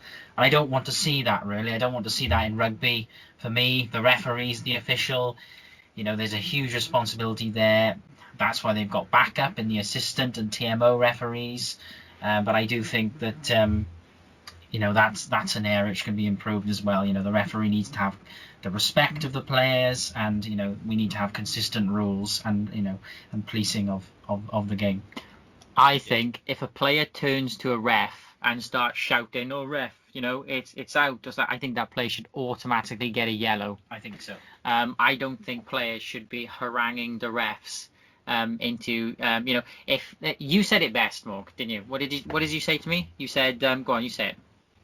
I don't know. What did I say? That's a completely arbitrary sentence. I say a lot of things. Well, sorry. Edit that out. Make it sound clever. Make it sound clever. Well, you said to me, Morg, you said it best, that if you are confident that ball is out, then go for it and risk the ire of the ref. Yes. Watching them in the breakdown, England do this. They're guilty of this. The second the breakdown, the wreck is formed, they're all the players down the line are going hands in the air, going ref. There should be no shouting. They should all have been given a yellow, in my opinion. And yeah, if you're so sure that there's a foul being committed and you deserve the penalty, then go for it. Get in there. See what happens. Don't scream and shout at the ref to try and scare them, almost intimidate them into giving imaginary penalties. I think that's what's causing some of the inconsistency, because I think coaches are partly to blame for this. Eddie Jones in particular is very guilty of this, and I honestly think World Rugby need to stop this. You can't be what's the word I'm looking for? Coaching the ref, saying, oh look, saying, we're looking forward to having a really good game. I hope the ref keeps a close eye on that opposing team's number 9, because I think he fouls every time he touches the ball. It shouldn't be allowed to do that either. All these things are really bad. It's quite bad. And again, something you said, Morg, and I'll say it for you because in case you can't remember, the whole thing about it's now expected that England or New Zealand, they're never the ones committing the foul. I definitely think the refs need to sort out the shouting at the refs. I think a yellow card. I can imagine you can be annoyed. I imagine that there's a difference, as I said in the first part of the England-France breakdown that I did. There is a big difference between asking. I have no issue with a tackle happens and someone goes over. There's no issue with a player who could have actually well seen a penalty the ref has missed and said, "Ref, is that?" Say the ball's at the back of the ruck, and then number 9 drags it a bit further forward with his foot. Yeah, I think you should be allowed to go, "Ref, is that out now?" And then he can go, "Yes," because he might not have had his own time to get the words out saying it's now out. You've already asked the question. You say, "Yes, it's out." He could agree with you. But the thing that I hate that we are seeing it more, and it isn't just England that are capable of it. I think another big source for it is Dan Biggar. I do notice an awful lot does it. Johnny Sexton's quite bad for it as well, as Conor Murray is even actually quite nasty with it. Just yelling at the ref and just giving him like it's a statement or a command. It's like, "That's out now." It's like, well, it's to me, if you heard that as a referee, I think there should be a rule. I think if a player says it, if it says "that's out," and then they go for it, you should go, "Well, it's a penalty. You went for it. You shouldn't have. You should wait for me to call it." But if they say "that's out now" and don't go for it, I think you should go penalty against you, because you've said that you've said something and then haven't acted on it. You're directing something at me as a referee, which I haven't said. That's a penalty against you, and it should move you down. Maybe not a penalty. Maybe it should even be a free kick. Otherwise, I could see maybe the kicking for post angle would be a bit harsh then, because teams would, if you're a louder team, if you're a more vocal team, like the Italians are just more vocal anyway, but don't actually direct it at the ref. They yell at each other. If a ref mishears it and you start awarding penalties against you, you could end up conceding a load of points when you're not even meaning to do it. But I think if something is quite clearly directed at the ref, and as I did do in that first part of that France-England breakdown, Kyle Sinclair was appalling, to the point that the referee even said in the second half to Farrell, "Your players need to stop yelling at me." It's like, well, the point that you have to have that conversation in rugby, like Rod said, is that is a football thing. Screaming at the ref, getting in his face, telling him what he's doing wrong. That is no place in rugby. And if a Nigel Owens or a Wayne Barnes or someone refs, that doesn't happen. because players know if you do that to those refs, they go, don't yell at me, and blow the whistle, and that you move down the field. It's like, oh, well, shouldn't have done that. That was a stupid idea. And and your own teammates then look at you and say, what have you done that for? You've just cost us that. You create damage in your team by being a single individual. If Kyle Sinclair in that game got penalised twice, 2 singular penalties, and France moved 50 metres further up the pitch, Eddie Jones would have taken him off the field and said, what on earth are you doing? You've just cost us 100 metres in this game by yelling and not doing anything about it. I think that way you put the pressure back on the teams, not on the refs. And I don't think it should just be the refs. I can imagine in a game of rugby, you've got 30 men, all of them shouting at you that you're doing something wrong or missing. As a ref, you will begin to think, oh, damn, did I actually miss that? I think it's then the TMO who should say, like bing bong down to the ref on his little machine and say, referee, I've just seen number 3 yell at you. You're wrong. You need to penalise him. And I think TMOs should not be.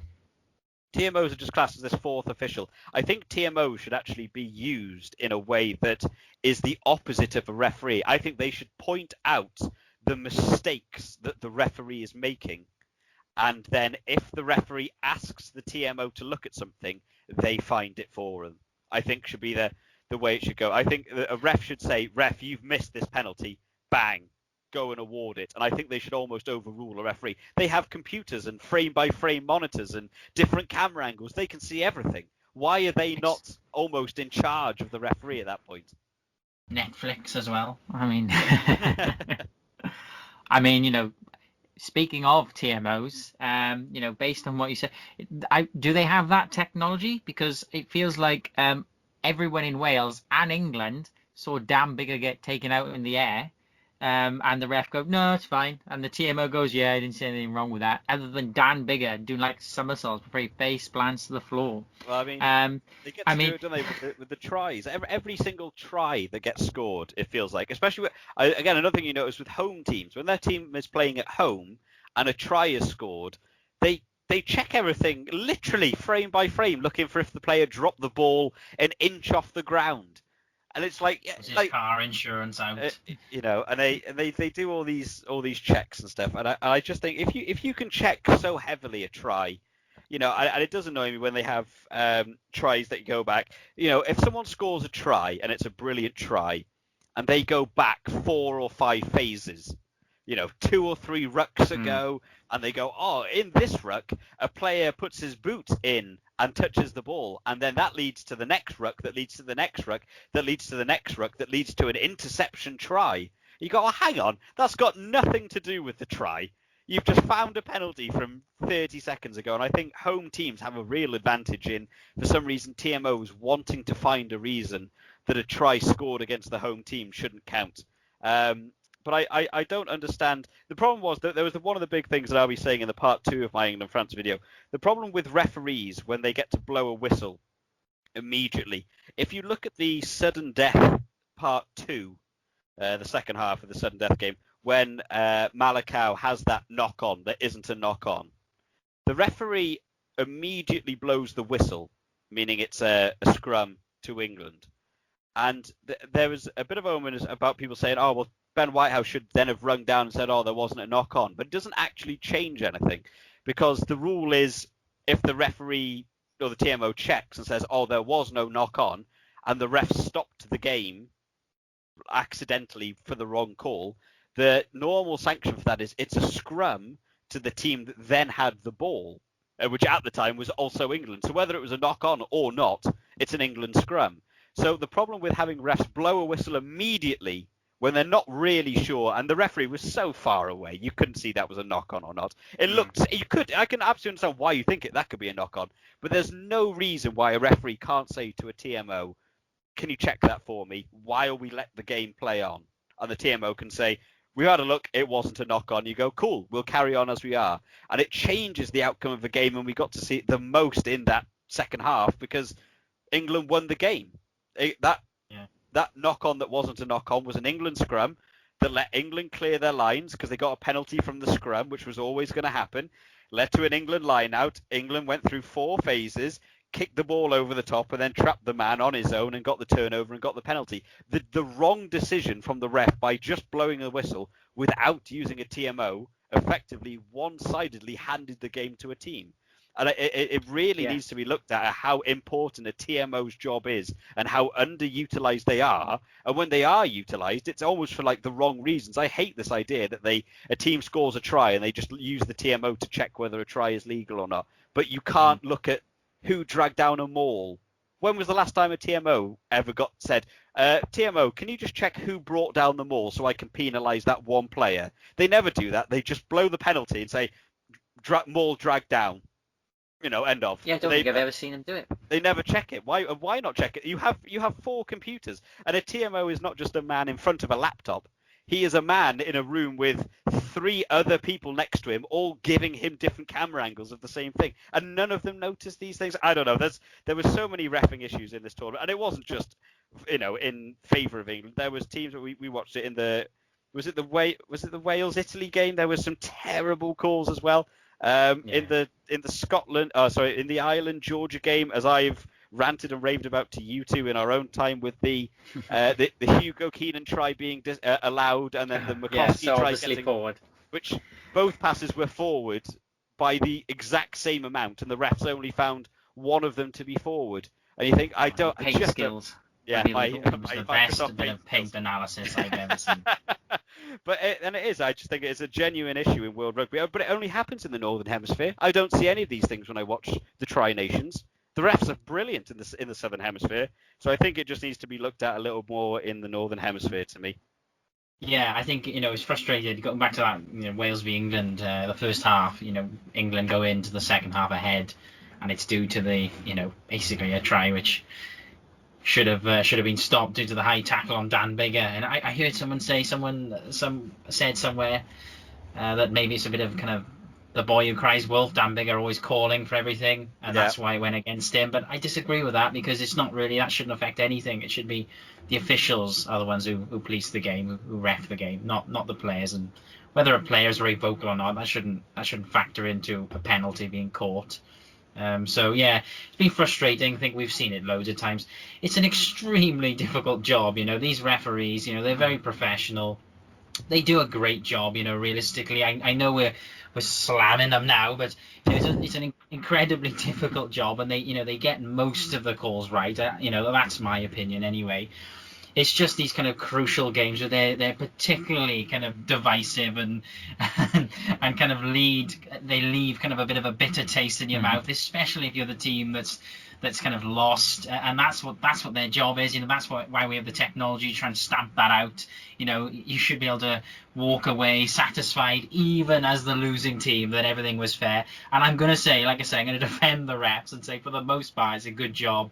Incredibly difficult job, but I think at the same time, we've got to scrutinise them just as we scrutinise the players. It is their game as well, and they can do. There's room for improvement. Rhod's controversially standing up for the refs there. I mean, I'll say a bad ref is better than inconsistently bad reffing, and this autumn internationals was inconsistently bad reffing. And it's inconsistently bad reffing and boring rugby and COVID has led to a dreadful tournament. And Amazon picked a real good one as their first tournament. So hat tip to them. Yeah, like I said, the final, that those calls were they were disastrous, from a rugby, analysis kind of perspective. Stop defending the refs, Rod. That's not the popular opinion. We want this podcast to be a success. They're all crap. We agree with everyone watching this. The refs were rubbish, and insert your team was very good. If they'd stopped the count, France would have won. Oh man, what do you feel about naming your player of the tournament? I already have someone in my mind. Andrew Brace will be my. Is that controversial to say? I don't know. I'm going to stick with Wales, just to kind of do a positive on Wales. I know there are other great players across the nations, in England had some fantastic players in there. I'm going to say Louis Rees-Zammit. I think my player of the tournament, from a little kind of corner on the Welsh perspective. Yeah. I'm gonna go with Wales as well. We're so diverse on Sorry. this podcast. Oh, But yes, of course. We're all biased, of course. I'm gonna name my player, and I wonder how many people. So for me, my player of the tournament was Justin Tipuric, because he only ever seems to get better, and even in a very bad Wales team, he always plays extremely well. He played fantastically well against Italy. I know sort of Talupe Falatau sort of stole the spotlight, mostly because he finally started playing rugby, and everyone was like, "Oh my God, look, Talupe can play rugby against a tired Italy at the end of a tournament." But Justin Tipuric had been Justin for me. Justin Tipuric has been a consistent linchpin of that second row for Wales. And I think probably perhaps one of the top 5 number 7s in the world. I hope we can get another World Cup out of Justin Tipuric for sure, because I don't know how we'll replace him, to be honest with you. So for me, it's Wales, Justin Tipuric. okay. I'll mix it up a back bit. to at home. I'll mix it up a Did bit. you already mix it up more? My my player of the tournament will be Bryce Dulin for France in the fullback position. I think he played really well coming in from nowhere. He's a man not expected to play in this tournament at all. I think he basically ran the French team in France versus Italy, and I think was the only real attacking option France seemed to be able to perform against England. He covered most of the backfield against England, and he was the try scorer against England. I think he had a brilliant tournament, and I think France will be looking for him to be maybe their starting fullback going into the next Six Nations for me. Yeah, and also, so that's honourable mention to Makalau for me. Makalau, Oh, yeah. You say it. Sekou Makalau. Sekou Makalau. Yeah. I thought you had an awesome round of games. For me, overall, I enjoy the tournament because I just love rugby. But the reffing is terrible. And so the Northern Hemisphere, like you say, Morg, has got a lot of work to do around that reffing. And hopefully, Wales are going to be in better shape for the Six Nations, because that is. But because again, as you say, you already mentioned, Morg, that was effectively Six Nations because COVID, Six Nations plus Georgia, because COVID had knocked Fiji out for most of it. So the refereeing was bad. We need to work on that. The rugby was very, very boring, except for the times when it wasn't a tier 1 nation versus A team versus a tier 1 nation A team, which was the last round. It's a bit of a mixed bag, this tournament. Overall, I think it was a poor tournament.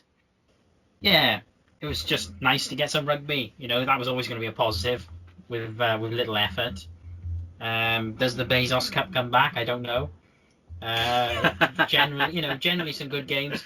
It's just gutting, we didn't get to see Fiji play more games.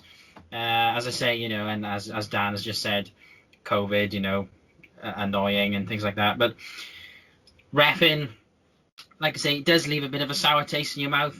With some of those decisions were particularly painful and did kind of take away from some of it. But it was decent. It was nice. It's nice to get some rugby. I like the concept. I would have liked to have seen Japan in there, but obviously that couldn't happen. Yeah, I think for me the tournament again, everyone's gonna. The problem is that everyone will remember that last round. I think from this tournament, I think people will forget a lot how boring the first 3 weeks were of this tournament, in terms of as a rugby watcher. If you just want to sit down and watch a game of rugby, fine, it did the job. It's international rugby. It's a higher level of rugby than club level will be, and it's a good way to sort of watch and get introduced. If you already had Amazon Prime, you didn't have to pay for it. There's a lot of positives to it, but unfortunately, I think for me, a lot of people will remember that final round. But the final round isn't a reflection of the tournament. The whole tournament basically built up to be there are 2 teams of 4 in each pool, and through how good they perform, they will play someone in the final that is basically at their level. However, none of those really happened, because one team was always destined to be better than the other because of how the pools were arranged. So going into that game, England were better than France, but France played brilliantly and had a superb final in that tournament. So that's remembered as a fantastic game, but it shouldn't have been. It should have been an England demolishing, but France played brilliantly. The second game of Ireland versus Scotland, Ireland are favourites to win that one, even though their class is on par in this tournament, and they won. And overall was probably the most boring game of the weekend because nothing really happened in that game. Wales-Italy are classed as being on par, which in terms of their win-to-loss ratio they were. And then, of course, you go in to watch Wales-Italy and Wales win, as we thought they would. And then it goes to Fiji-Georgia, the only teams that aren't Tier 1, who are classed as on par, being the most exciting game of the tournament with the most exciting scoreline and the most exciting rugby you could watch. What this tournament basically showed off is that if you put a whole bunch of Tier 1 teams in with a couple Tier 2 nation teams, watch the Tier 2 games, which isn't the best test mark for rugby. Yeah, it was nice to have the tournament on. It's nice to have more international rugby, especially in a year when we couldn't have international rugby on. But I definitely think there could have been a lot of improvements, refereeing being one. Adaptations of the rules need to be more strict on a set path for how rules work and not just a referee's own opinions on them. And I think it was all a bit up in the air just because of injuries and players missing that the teams were. It did feel a little unfair just going in. It felt like every team went in with a B team bar England, so we all expected England to win from the first week, and of course they did. And I was there putting bets on who would win each game, and I got every single bet correct because it went exactly how we all thought it was going to go. It was a very predictable test and a very predictable tournament. But yeah, it was fun to have on. Would I want it again next year? I think, as you two said, I think if you had some different teams in there, added Japan in, maybe another team in that can mix it up a bit, and maybe have teams interact with each other, maybe organise the pools a little bit better in who is going to play who, and even look ahead into who's more likely to win and then what will the final round be, I think would be a more interesting way. But I would like to see it again happen, but with some more teams and some more stricter reffing going on, I think. Yeah. If there were to be more teams added, yes, I think everyone would like to see Japan. However, I definitely feel that we need to see the Pacific Island nations participate in such a tournament. To be honest with you, Fiji, Tonga, Samoa, those would be the teams I would definitely want if we were to do this Autumn Cup again. It was good. Like I say, it's always good to see those teams play, and I think if we can kind of find more ways to include them in the tournament, then that can only be a good thing for rugby and developing the game really in general and kind of spreading its popularity. Okay, so we covered the refereeing. To be honest, we've covered a whole bunch of this. We've gone through the whole Autumn Nations Cup. We've gone through every single team sort of breakdown, our standout players, what we thought of the tournament generally, the reffing, the overall officiating, some of the new rules that came in, some of the rules that should have been applied better, and how we think the tournament could have gone, and if we'd want to see it again. I think overall we've done quite a large coverage. We've been recording for a whole bunch of time trying to get this done, so I'll say a massive thank you to Dan and Rod for joining us for our first ever podcast of Ruck, Sweat and Tears. If you guys want to see more of this and you want to see more from Rod and Dan and not just hear my own voice, feel free to drop it down in the comments. Let us know what you thought of the tournament. Let us know what you thought of the style of video as a whole. And if you did enjoy, make sure you drop it a like and subscribe to the channel just to keep up to date with all of these podcasts as we eventually manage to get around to doing them. I hope you've all enjoyed today, guys. We will all see you next time. Bye-bye. Stay classy, Bridget. There we go.